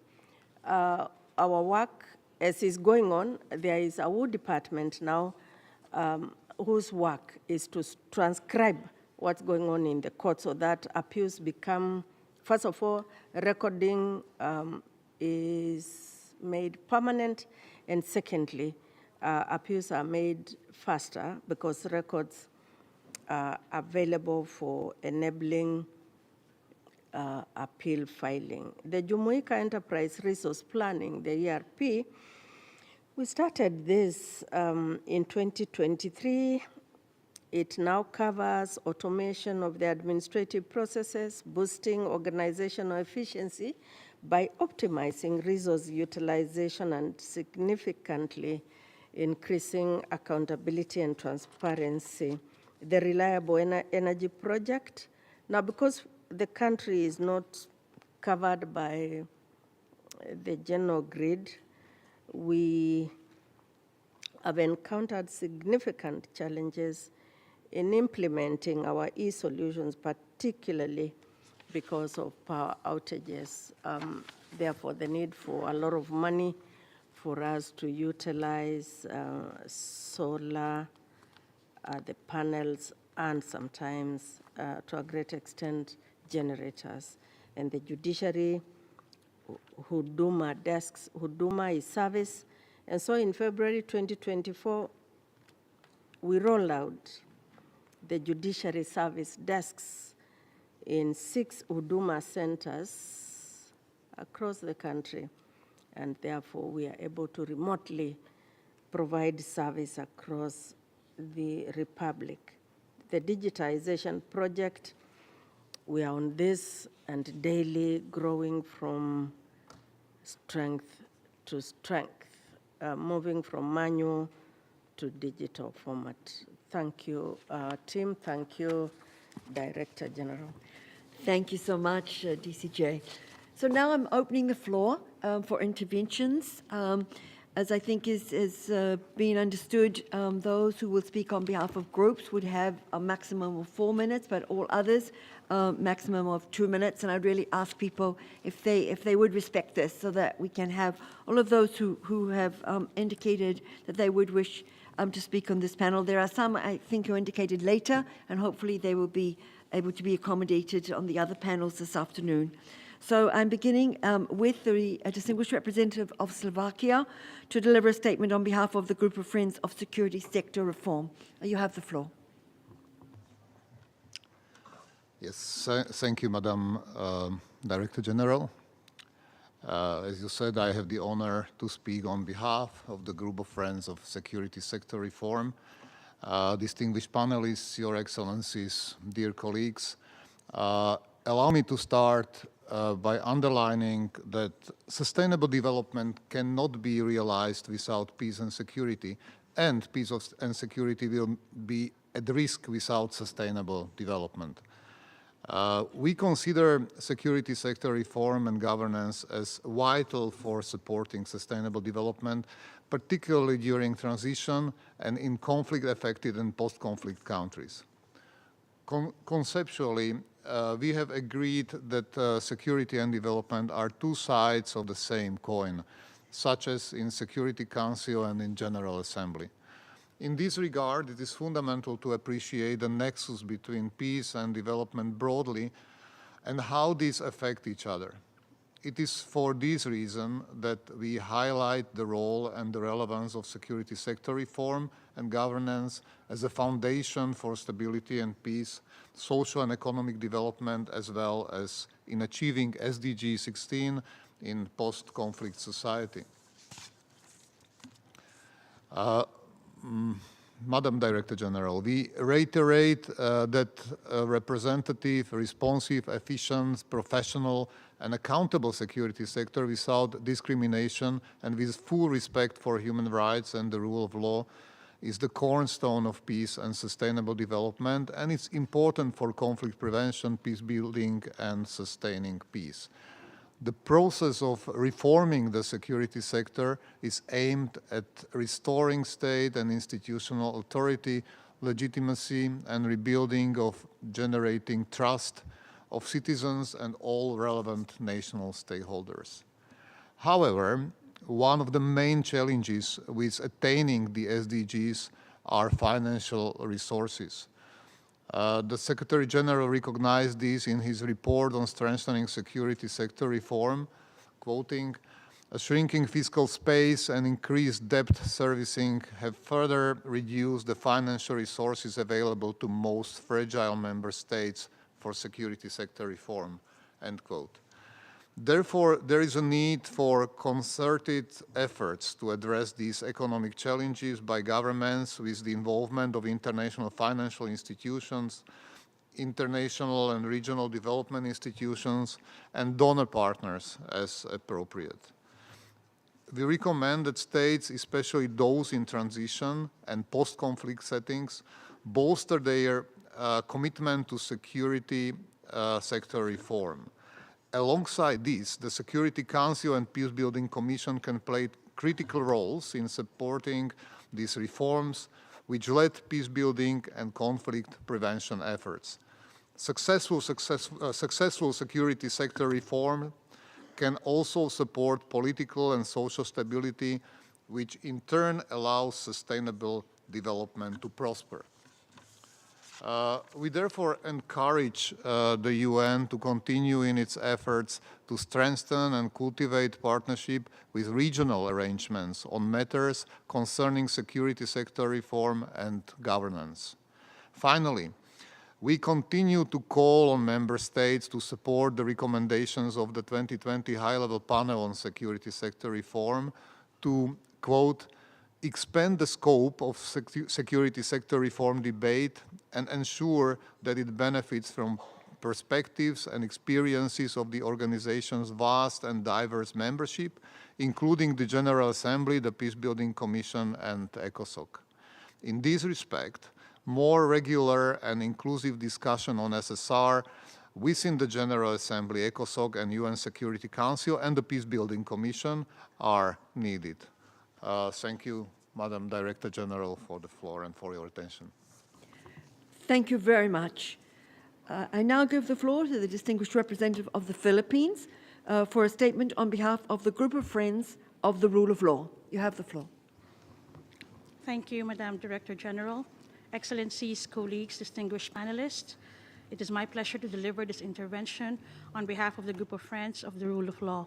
Let me first thank the organizers, the Permanent Mission of Italy to the UN, as well as UNODC and IDLO, for bringing us together in the 6th Global Conference on SDG 16. In the 80 years of its existence, we are reminded on a daily basis why we need the UN, and also why we need to improve the system as a whole. Other intergovernmental events, such as the FFD4, the HLPF, or the World Summit for Social Development in November further underline how 2025 can show the way forward. 2030 is marking the global deadline for the achievement of the UN SDGs. It is an inconvenient truth that the SDGs are slipping further out of reach. The promises of inclusive growth, environmental stability, and social justice seem increasingly unachievable. As SG Guterres summed it up already in 2023, and I quote, "Unless we act now, the 2030 agenda could become an epitaph of a world that might have been," close quote. At least, last year's adopted Pact for the Future entails a commitment to accelerate progress towards achieving the goals, including through concrete political steps and mobilizing significant additional financing from all sources of sustainable development. In today's discussion, we're only looking at the implementation of SDG 16, marked by the key components of peace, justice, and strong institutions. With a steep rise in conflict-related civilian deaths and forcibly displaced persons since 2022, there can be no doubt that we are moving away from our goal of peace and specific SDG 16 targets, such as reduction of all forms of violence, including violence against children and women, and related death rates everywhere. Another disturbing statistic in this context is that 2021 saw the highest number of intentional homicides in the past 2 decades, the majority of which were committed by using a firearm. Concretely, the unprecedented increase in civilian deaths in conflict by 53% in 2022, as stipulated in the 2023 SDG report, has been the first increase since the adoption of the 2030 Agenda in 2015. The 2023 SDG report states that over the same period, the use of heavy weapons and explosive munitions, including indiscriminate and disproportionate attacks, also rose. This development demands a renewed global commitment to peace and security, in which all parties to an armed conflict are urged to abide by international humanitarian law. The planned negotiations on a convention on the prevention and punishment of crimes against humanity are a crucial step towards ensuring accountability for atrocity crimes, reinforcing the global commitment to peace and security. Although the numbers above are quite sobering, we have also seen progress in some related areas to SDG 16. More and more countries are adopting freedom of information laws, therefore increasing the public's access to information. Access to information is a crucial aspect of the wider sub-target of equal access to justice. In addition to that, certain innovations in e-governance have increased transparency and improved accessibility for younger generations. We also see progress with regard to sub-target 16.9, namely providing legal identity for all, including birth registration. Over the past decade, many low-income countries have digitized civil registration systems, making it faster and cheaper to register deaths and births. This has happened through digital tools or innovative ways, such as mobile registration vans. Overall, the global proportion of children whose births are registered increased from around 60% in 2000 to over 75% lately. This positive development has led to an enhanced level of legal identity. Overall, more needs to be done to come closer towards the implementation of SDG 16. In light of shrinking global civic space, with journalists and human rights defenders being increasingly threatened and intimidated both online and offline, we need to safeguard freedom of expression and ensure safety for journalists. The representation and participation of young people in the system, for example, in public consultations, parliaments, needs to be improved. Exploring the impact of measures such as introducing quotas or lowering the age of eligibility could be instrumental in increasing the low percentage of 2.5% of people aged 30 and under serving in parliaments. Intensifying the fight against corruption. Corruption undermines people's trust in public institutions and the state as a whole. The fight against corruption must be the bedrock of our efforts in promoting the rule of law and implementing the 2030 Agenda. This includes support for independent oversight bodies and protection for whistleblowers. Colleagues, we have repeatedly stated that we consider SDG 16 to be a foundational enabler of the entire 2030 agenda. Its successful implementation determines the success of all other goals. It is the fabric that ensures the functioning of society and strengthens social cohesion. Let's keep working together towards just, peaceful, and inclusive societies with strong institutions and sustainable development. Thank you. Thank you very much. I give the floor to the distinguished representative of Georgia.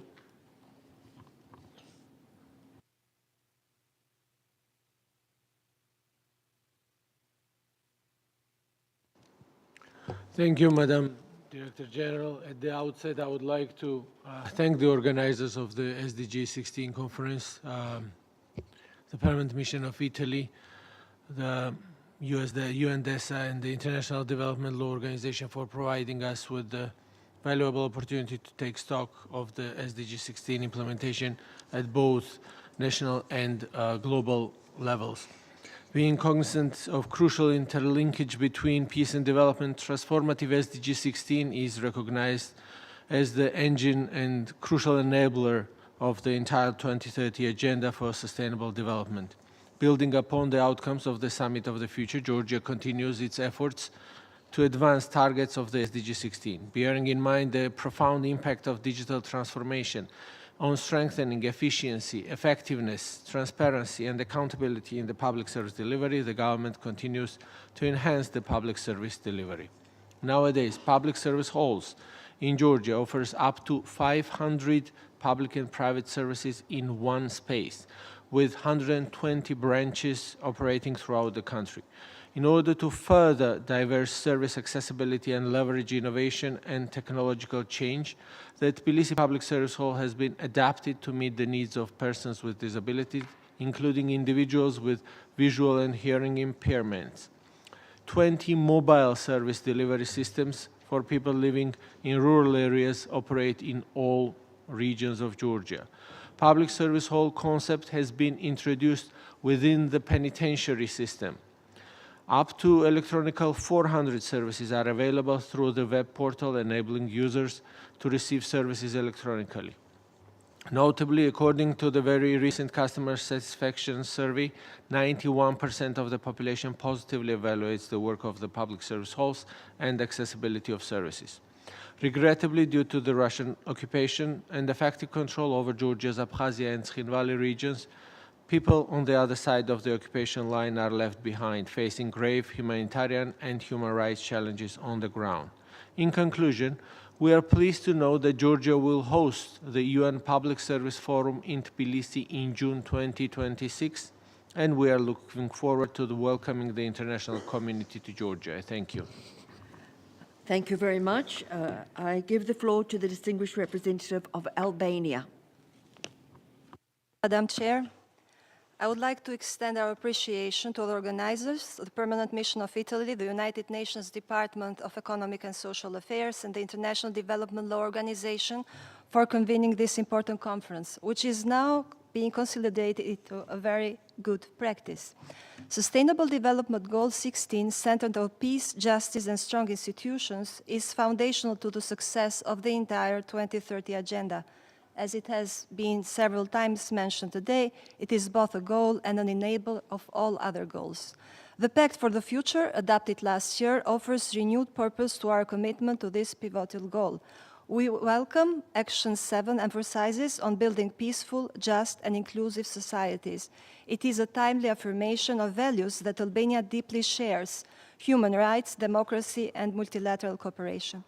Madam Chair, Albania has undertaken one of the deepest and most comprehensive reforms in our region and beyond, the reform of the justice system. This included, among others, setting up a fully fledged system of vetting judges and prosecutors, establishing new institutions governing the judiciary, creating specific prosecution and courts to the fight against corruption and organized crime, and substantially reforming existing institutions. These reforms were not easy, but they were necessary. Albania has made tremendous progress toward the justice reform that its citizens demanded, and day by day we are seeing the results of those efforts. They have strengthened the independence, transparency, efficiency, and accountability of the Albanian justice system. Looking forward, three priorities stand out in our view. First, empowering youth and civil society to drive innovation and inclusion. Second, linking governance to sustainable financing and social resilience in alignment with the upcoming Financial for Development Conference and the World Summit for Social Development. And the third one, harnessing digital technologies in ways that promote transparency and counter disinformation. And linked with this third element, last but not least, I wanted to express appreciation for the contribution of the panelists today, and would like to pose a kind of question or comments on how to see and how to harness the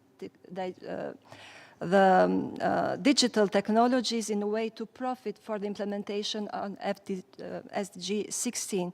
Because in a world where we are immersively turning into digital technologies, it is important also to see how effective these technologies can be in implementing of SDG 16. I thank you. Thank you very much. I give the floor to the distinguished representative of Tunisia.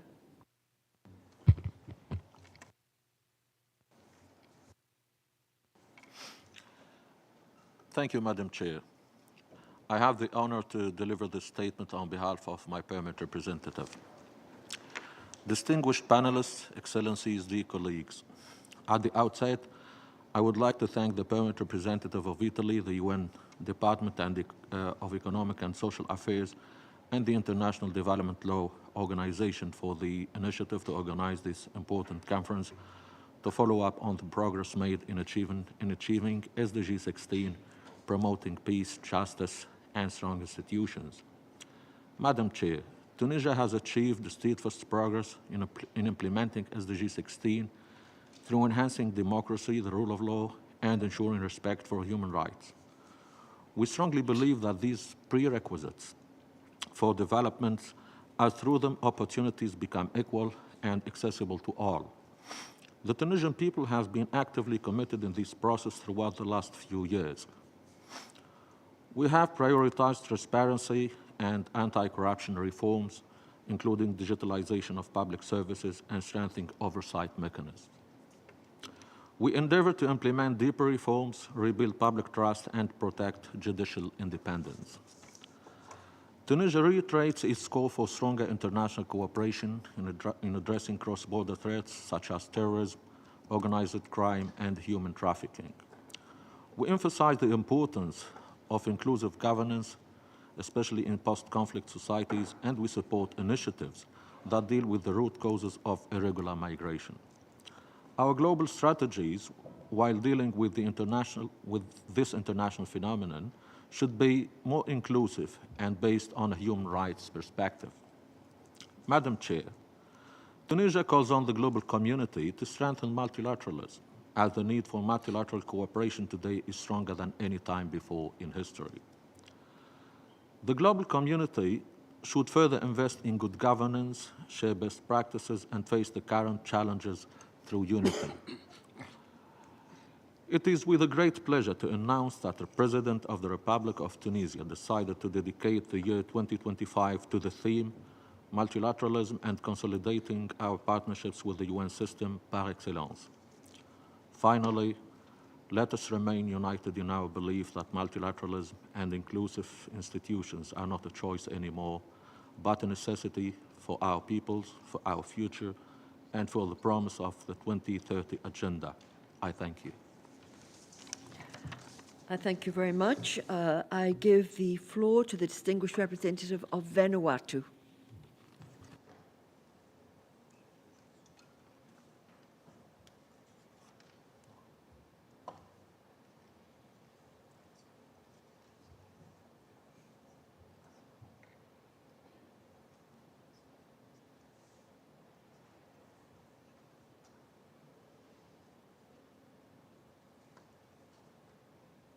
Seems to be not here, so I give the floor to the distinguished representative of Czechia.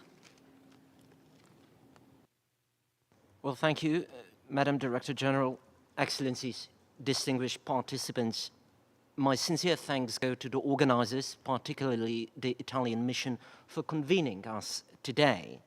As has been repeatedly emphasized, with only 5 years remaining until 2030, we are facing significant setbacks.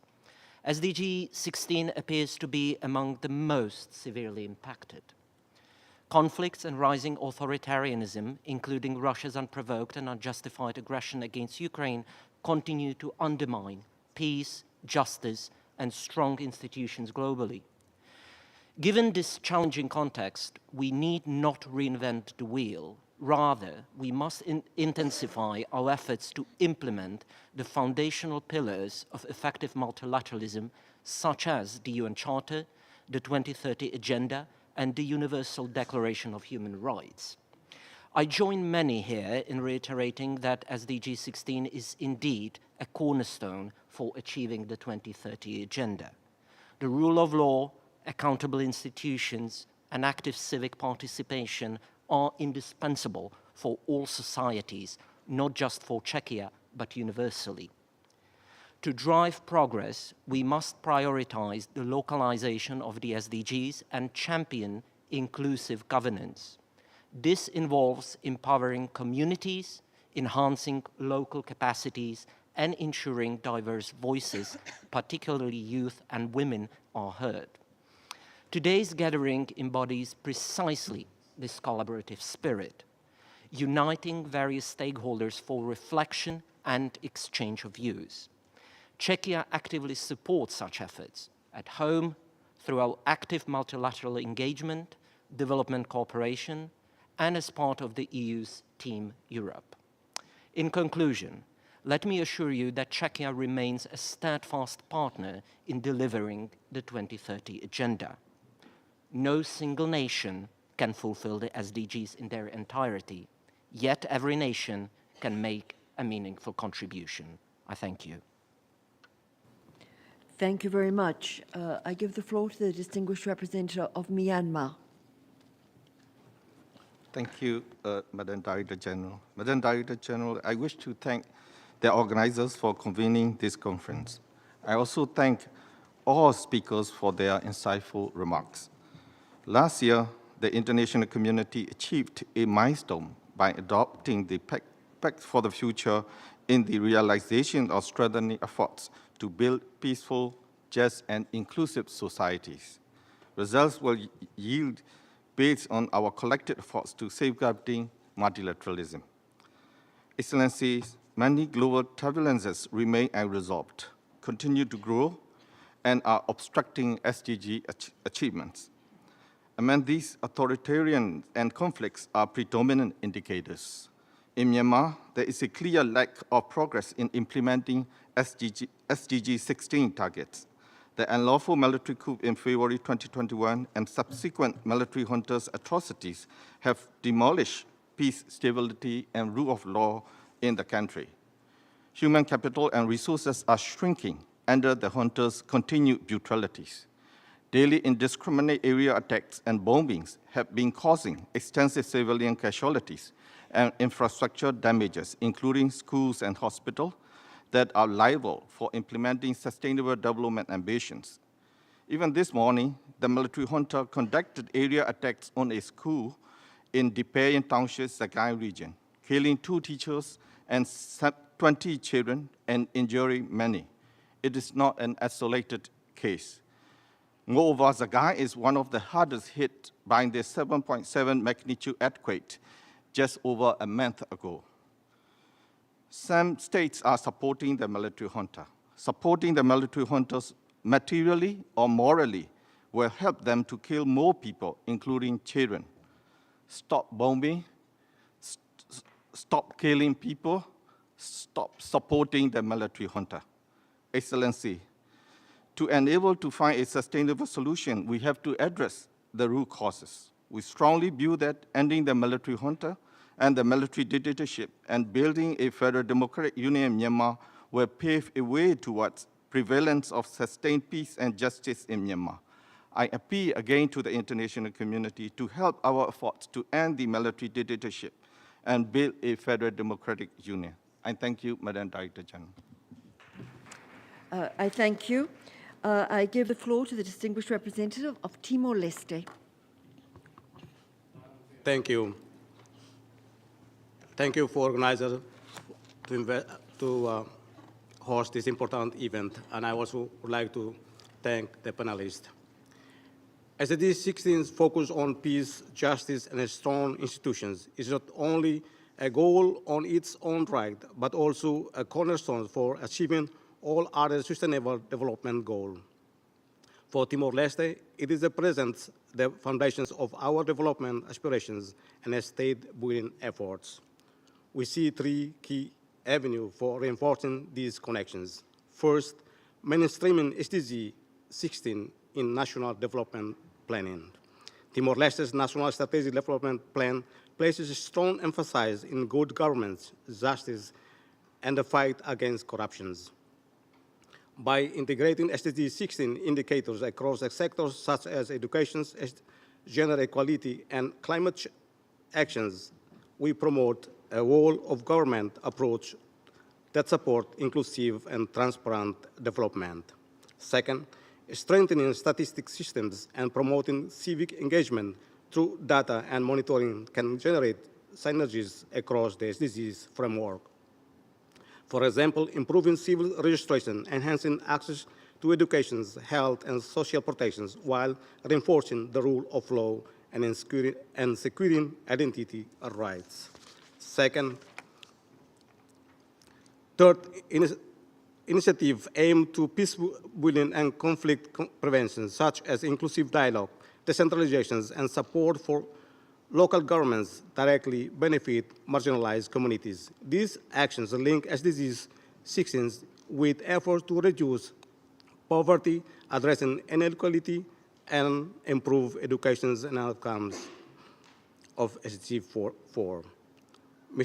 Madam Chair, our national journey is state building has demonstrated that accountable, transparent institutions are essential for delivering public services and empowering citizens, advancing Goal 16, enabling us to strengthen resilience response more effective to the needs of our people, and ensuring inclusive, meaningful of participations. Lastly, SDG 16 is not a standalone goal. It is a shared commitment and a powerful catalyst of progress across the entire 2030 agenda. We reaffirm fully commitment to the integrated visions and stand ready to work with all partners to transform our collective goals into reality. I thank you. I thank you very much. I give the floor to the distinguished representative of Algeria.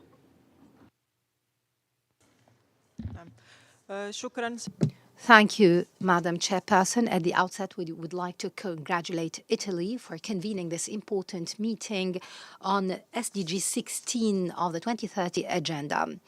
It revolves around promoting peace, justice, and strong institutions. Due to the shortage in time, I will tackle the most important key points. Justice is the cornerstone of communities' stabilities.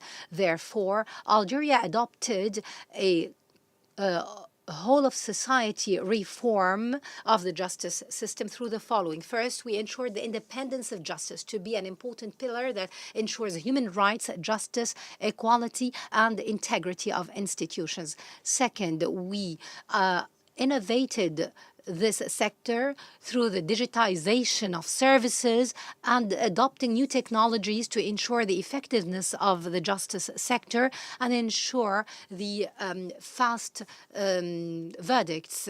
Third, we built strong institutions that are combating corruption through more effective results. Therefore, we promoted transparency and anti-corruption effort. And we ensured the establishment of a constitutional monitoring mechanisms.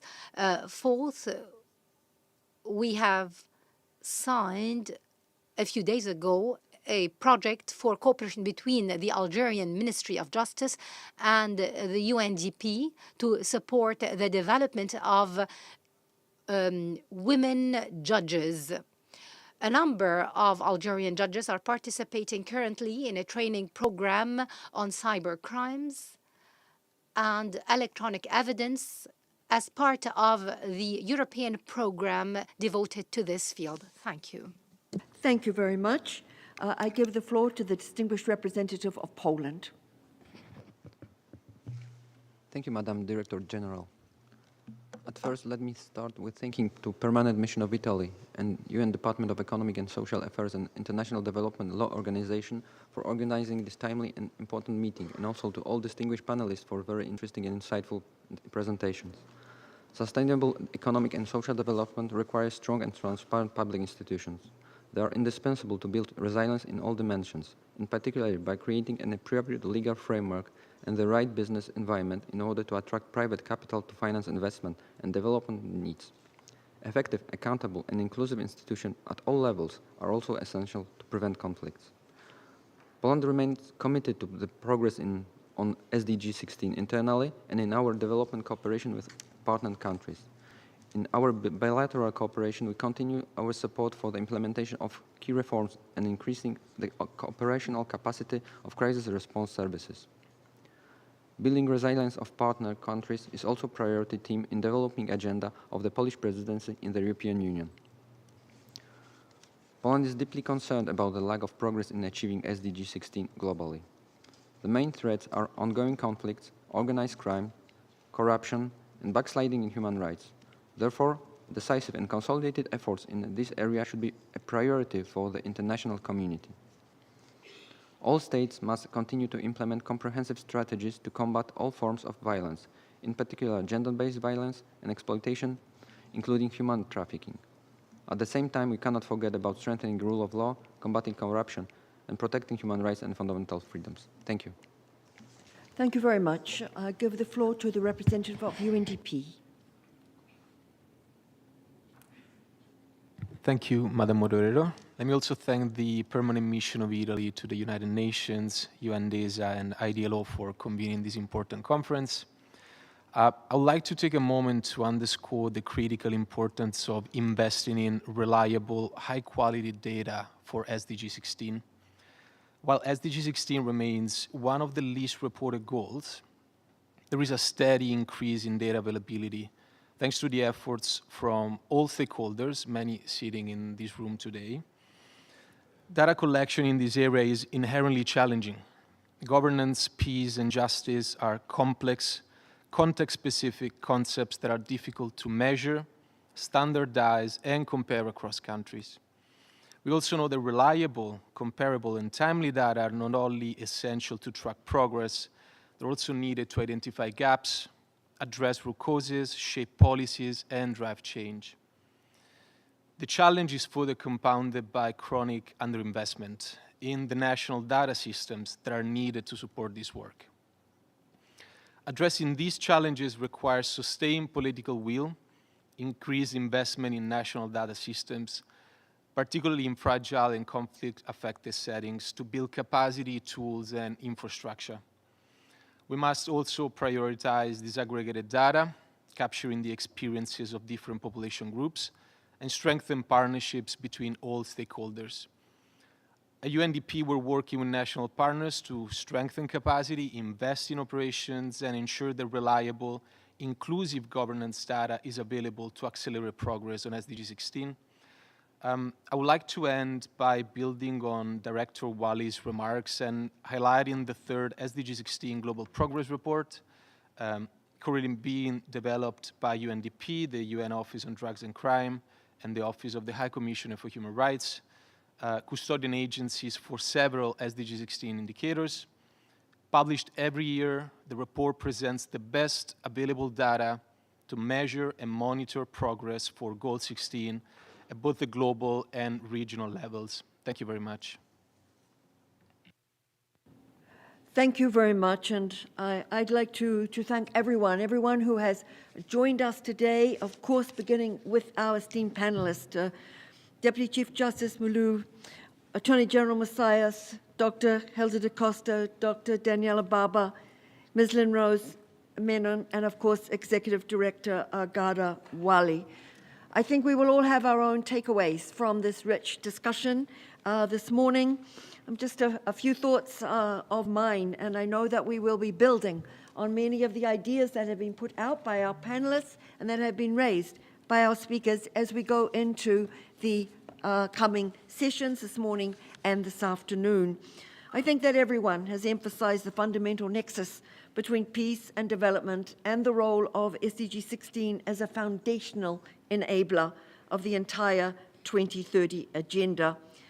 But I think also that we have heard that there is, sadly, a continuing global decline in the rule of law. This is a fact, and we must really know what the problem is. And I think this emphasis that has been made about data is fundamental. We must know what is the problem. It's not easy in this field, but it's essential. And we're making, I think, great strides here, but we need to do more. And as we have said, as we approach 2030, there are really critical gaps in the implementation of SDG 16. They need to be addressed. I think everyone has spoken about approaches that are people-centered, grounded in the rule of law, human rights, and the principles of equality and non-discrimination. I think this issue of discrimination was raised as a major challenge by a number of speakers, and it must be addressed if we are to create peaceful, inclusive societies. We've got to build on the momentum of positive change, though, and innovation. And we've seen examples of that innovation in all regions. And I think we can draw inspiration from the examples that have been shared today by the panelists and by many of our speakers. And we can scale up those efforts, share those best practices to make SDG 16 a reality.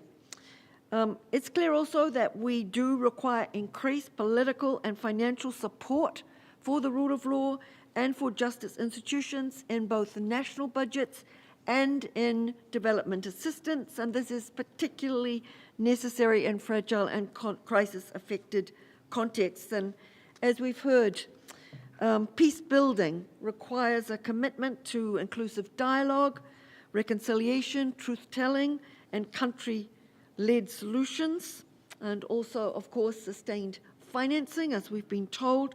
And SDG 16 can serve as a roadmap for translating efforts into concrete actions that can foster longer-term peace and stability.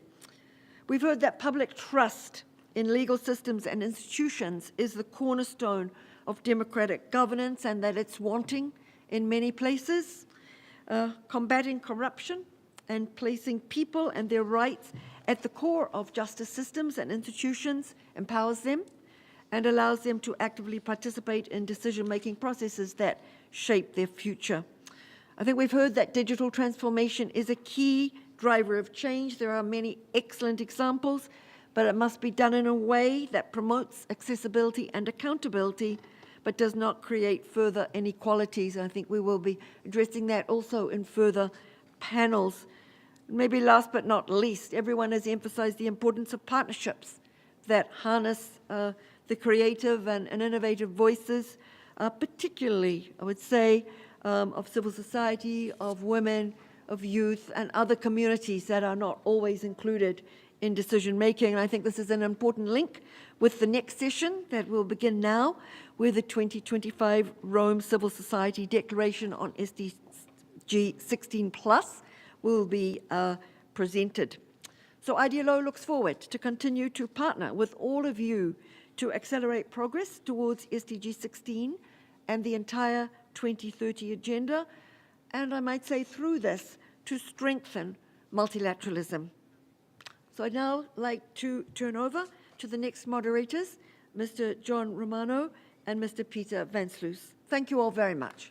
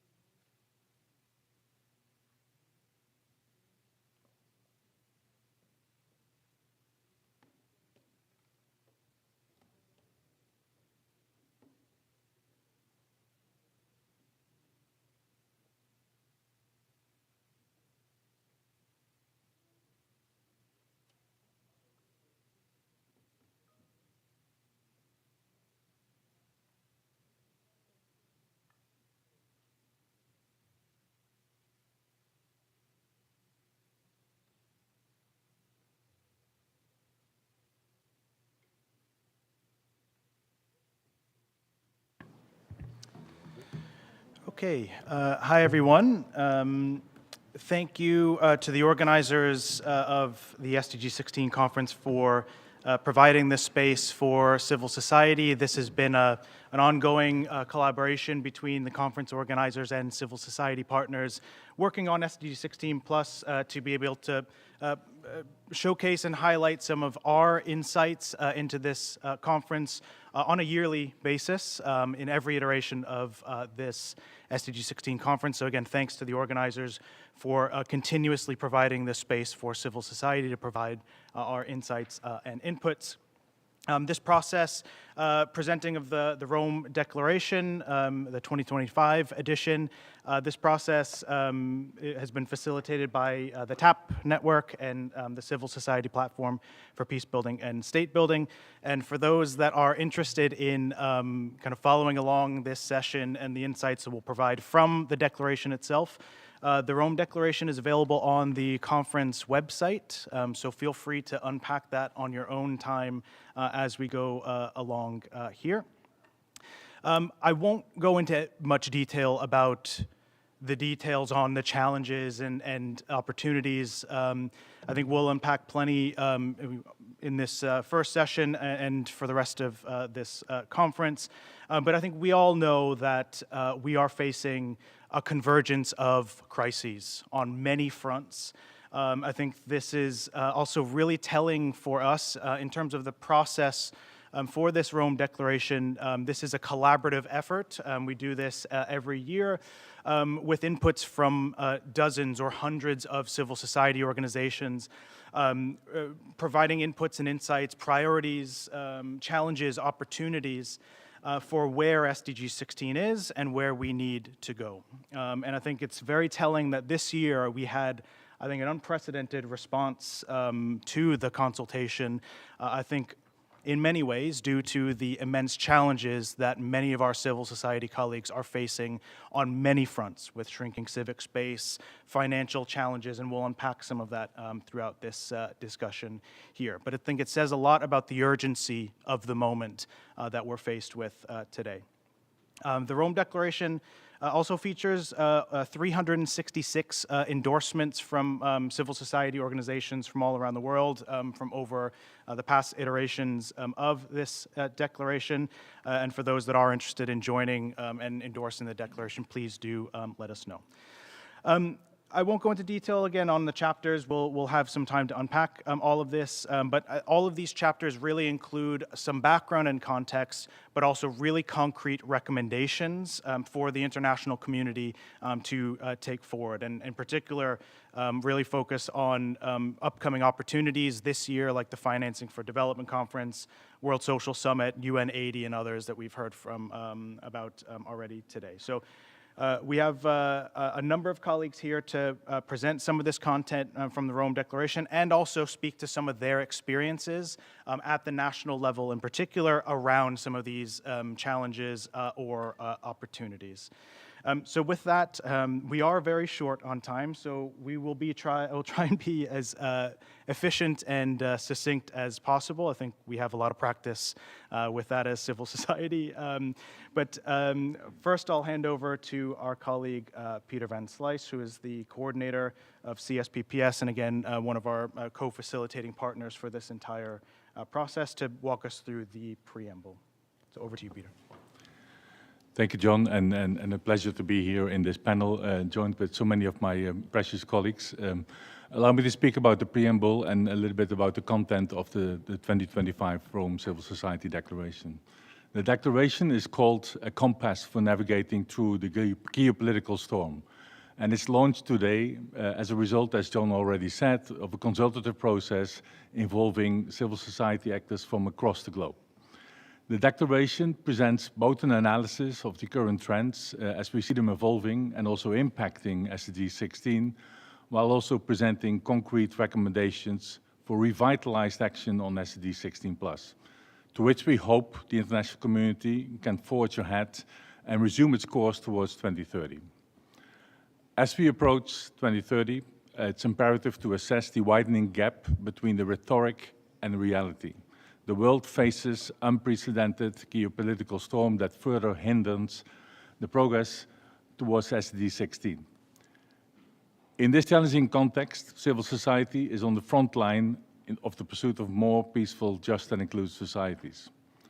The 2025 Rome Civil Society Declaration on SDG 16+ is launched at a moment where we, as civil society, see ourselves being stripped from resources, many of which are now being redirected towards military spending at the expense of peace building and conflict prevention. At the same time, we see civic space continue to shrink, access to justice severely eroded, and the vision of peaceful societies, especially in fragile and conflict-affected settings, risks slipping further out of reach. In this context, civil society have come together to draft this declaration to advocate to the international community to maintain a steadfast course and commitment towards upholding the values and principles that foster peaceful global governance.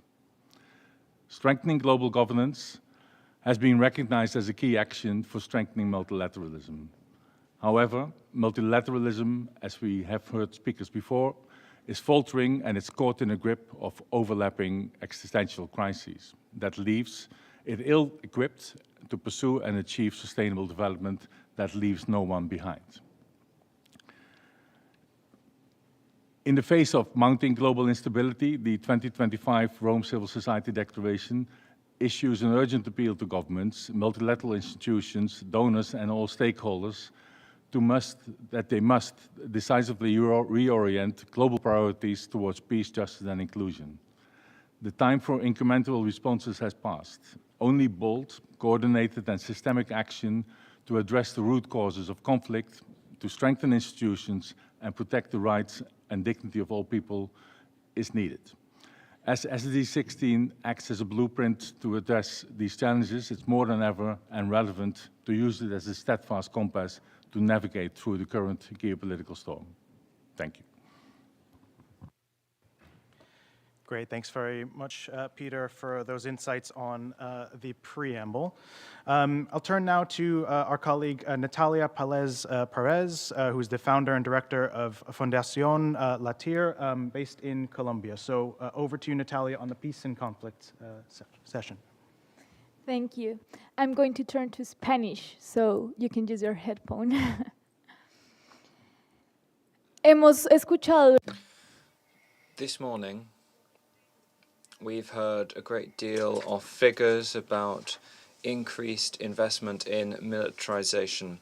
We've heard that we've seen low investment in peace over the last 15 years, and we've heard about how many people have been forcibly displaced from territories, boys, girls, and adolescents who have been victims of recruitment and use in war. That led me to ask, are these merely figures? Behind each person wielding a weapon, there is a history. Do you know it?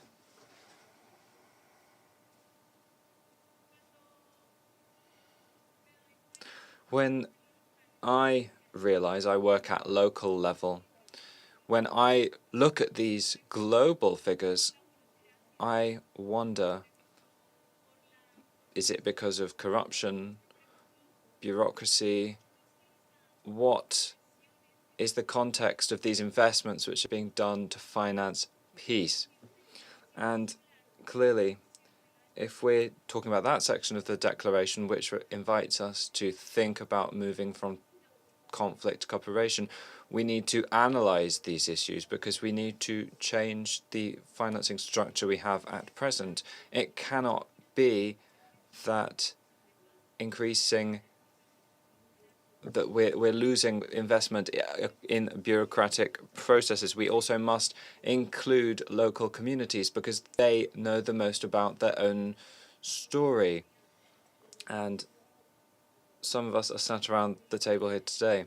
When I studied psychology, I found out that nobody knows more about their own life than oneself. And when we have these communities who have been able to halt violence or raise their voice, that's important. I've had the opportunity to work with indigenous people in Colombia, such as the Yanacuna people, and I talked with an 8-year-old child who told me that we're going to go out and claim our rights, and if one of us is killed, then we'll turn out as 100, because that will make us stronger. As civil society, we've heard for calls for cooperation for all member states and for actions to be articulated, because it's clear that states won't manage to reach peace alone. We need to talk, join up our actions and be heard, because financing will be much more efficiently used if it's distributed in a cooperative manner and we work together. So 4 specific recommendations have been made. I won't go over those again, because I think here we want to talk about histories and stories and experiences, looking at what's happened at local level, and often those of us here are rather distant from that. Thank you. Great. Thanks a lot for those for sharing your insights on the peace and conflict section, Natalia.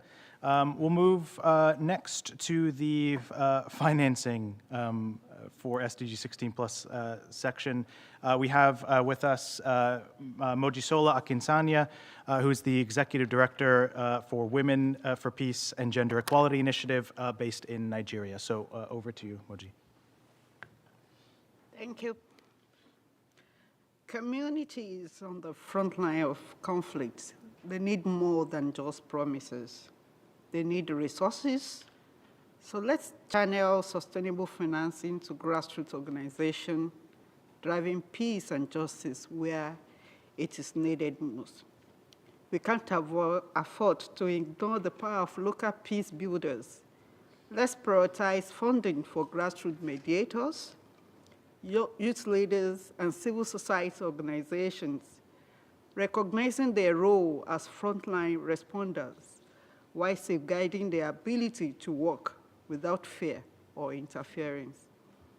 We want to make sure that we imagine a world where funds spent on weapons are redirected to provide access to justice and prevent conflicts.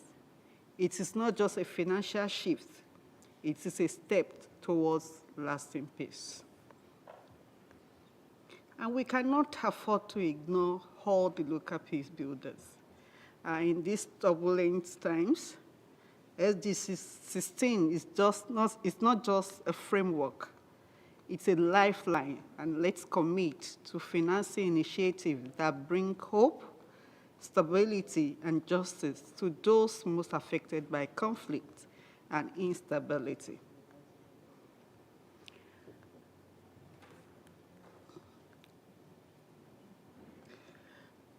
To truly advance SDG 16, we need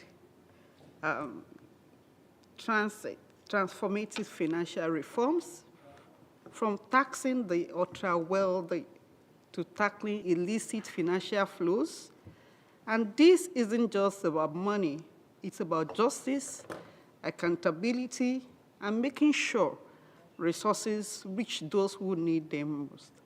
Thank you. Great, thanks for those insights, Moji. Over to the section on civic space. I'll turn over to our colleague Manal Banani, who is with the Sustainable Cooperation for Peace and Security and Africa Europe Foundation from Algeria. So over to you, Manal. Thank you so much.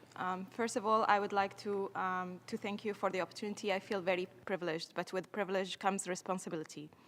Today, and as a scientist, I like to speak in figures, so do allow me to reiterate the risk that we're living today. 72.4% of the global population today live under highly oppressive civic conditions, with 1.5 rise only in the recent year. 40 out of 198 member states of the UN are considered to have an open civic space. That means 20% of the global nations.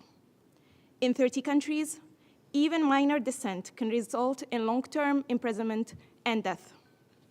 So yes, today we need to push for the protection of civil society.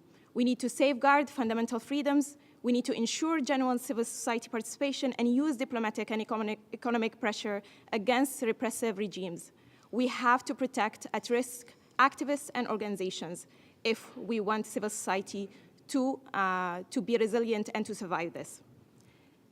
Second, 1,350 violations of rights to peaceful assembly and association recorded only in 2024.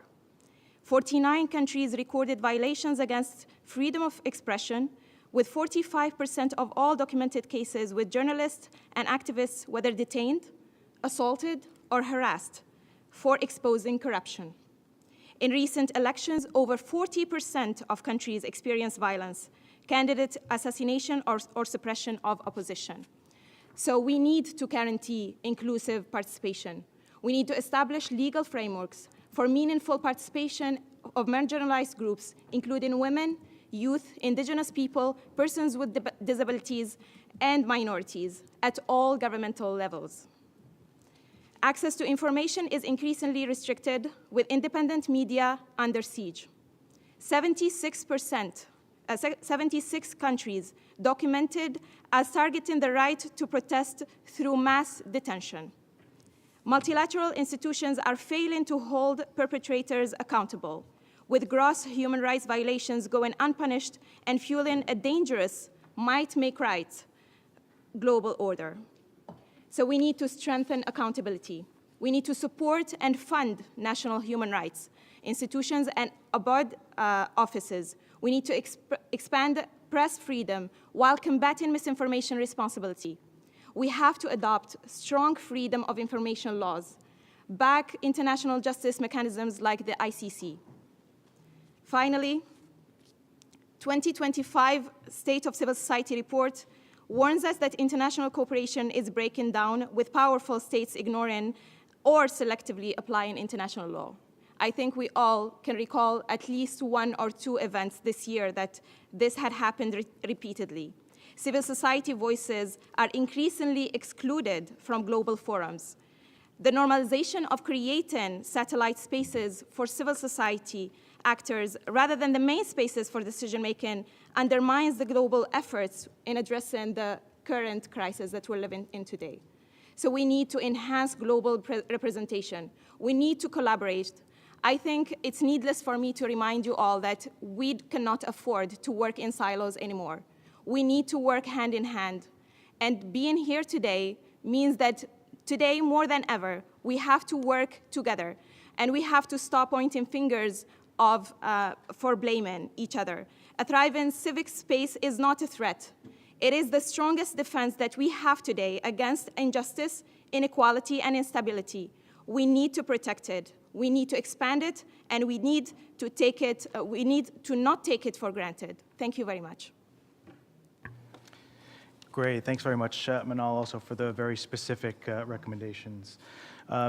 Next, I'll turn over to Musa Ansumana Soko, who's from the Youth Partnership for Peace and Development and WashNet, based in Sierra Leone. So over to you, Musa.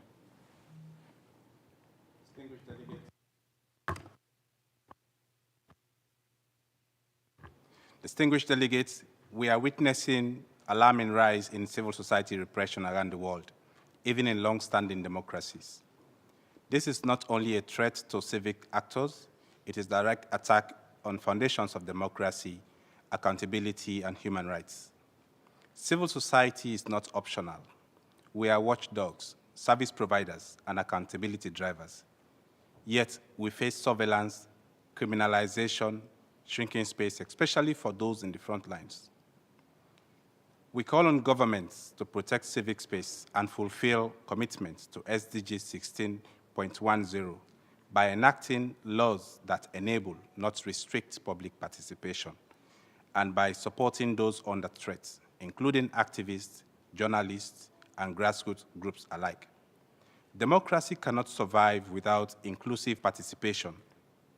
Women, youth, indigenous populations, migrants, and other historically excluded groups must be brought into decision-making, not excluded further.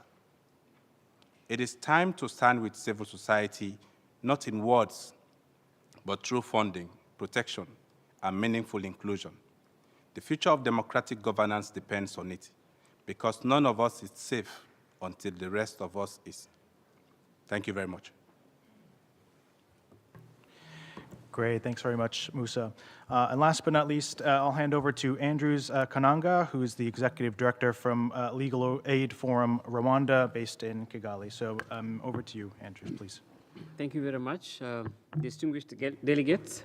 Thank you for the opportunity to speak about one of the components of our declaration, the Rome Declaration, which is safeguarding and expanding justice in all its forms. Since the adoption of SDG 16 almost 10 years ago, there has been growing and widening gap in access to justice, whereby it's believed that over 5 billion of the world's population has no meaningful access to justice, and their justice needs remain unmet. We continuously see politicization of the judicial system, and has been spoken about this morning, increasing inequalities when it comes to accessing services, including justice services, heightened risk of conflicts and instability, especially in the regions where I come from, sub-Saharan Africa, and of course other regions, erosion of trust in our government systems and institutions. Needless to say is the fact that our justice systems are chronically under-supported and underfunded. Globally, governments invest 1.5% of their national budget into justice, and official development aid accounts for only 1% that goes into access to justice initiatives. With that in mind, the declaration recommends 4 things. One is to scale up funding for grassroots justice initiatives. And for us from the African continent, we know how grassroots movements have been, at the forefront and making sure that our marginalized population and excluded members of the community are able to access justice. These are important movements within our communities because they have experience, they live within the community, they are trusted, and the funding for this cannot be expensive. So we call on governments to invest, development partners to invest in supporting grassroots justice initiatives. We have many that we can give examples, especially in East Africa where I come from. Promoting and supporting community-based informal justice systems that abide by human rights standards. And here we are talking about mediation, alternative dispute resolution. It has worked in many countries, including my own country, Rwanda, where after the genocide against the Tutsi, we relied mostly on people I would call paralegals, who were able to resolve a lot of cases related to genocide. Ensure people-centered outcomes by centering policymaking around all forms of justice. We must ensure that decision-making and policymaking take into account the needs of our people. And last but not least, promote the universality and effectiveness of international justice mechanisms. Thank you very much. Great. Thanks very much, Andrews, for those insights. I think I won't try and summarize because I think the perfect summary is found in the Rome Declaration itself. So maybe I'll give you all some homework for the lunch break to read through the Rome Declaration, encourage you to unpack it a bit deeper, much further. There's quite a bit of detail in there with very specific recommendations as well for different stakeholder groups that are important for SDG 16.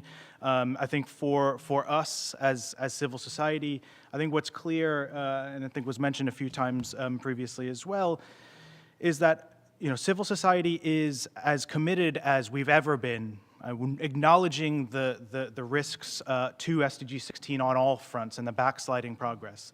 And I think the main point also to make here in the context of today's times is that this is all in the face of, I would call them what we could consider existential threats to civil society. It comes in the form of financing, which we've heard from these insights just now, in the form of shrinking and closing civic space. It comes from reprisals against civil society and activists in many countries. I think on many, many fronts, civil society, again, we are as committed as we've ever been, acknowledging the challenges in front of us, and it's in the face of these existential challenges. So I think that's one thing, if we can use this as kind of, as Peter had mentioned, a compass for our future discussions here today and going forward, the next 5 years until 2030, make sure that that is in the back of our heads. Obviously is for civil society dealing with this, especially colleagues at the national and local level dealing with these existential crises. We call on member states in the international community to really keep this in mind as we go along. And also, not to speak too soon about it, but also what comes after the 2030 agenda, I think is also incredibly important, because we do risk, in light of backsliding progress, we do also risk SDG 16 itself in what comes next, post-2030. So with that, I hope that has provided some good food for thought for the lunch break and for the rest of the day. I think there's a lot more to unpack over the next, over the afternoon. So really encourage all of you to come back after the lunch break, hopefully well-fed and well-equipped for future discussions. I know there's a really great interesting conversation on making the business case for SDG 16 after the break. How do we bring some of these conversations that we have amongst ourselves here at the UN, how do we make it relevant and make the business case or whatever case for others to also join forces and care and invest in SDG 16 on all fronts and bring in as many partners as we possibly can from different sectors. So again, a lot of interesting conversation here for the rest of the day, so look forward to all of that. Again, if you are interested in unpacking the Rome Declaration or even endorsing it, there's more information on the conference website, so I would also encourage more colleagues to also reach out and engage with us on the Rome Declaration or the work of our networks overall from here. So look forward to seeing you all in the afternoon after the lunch break, and thanks again to the organizers for providing this space for us every year at this conference to share insights across civil society. So thanks everyone. We'll see you in the afternoon.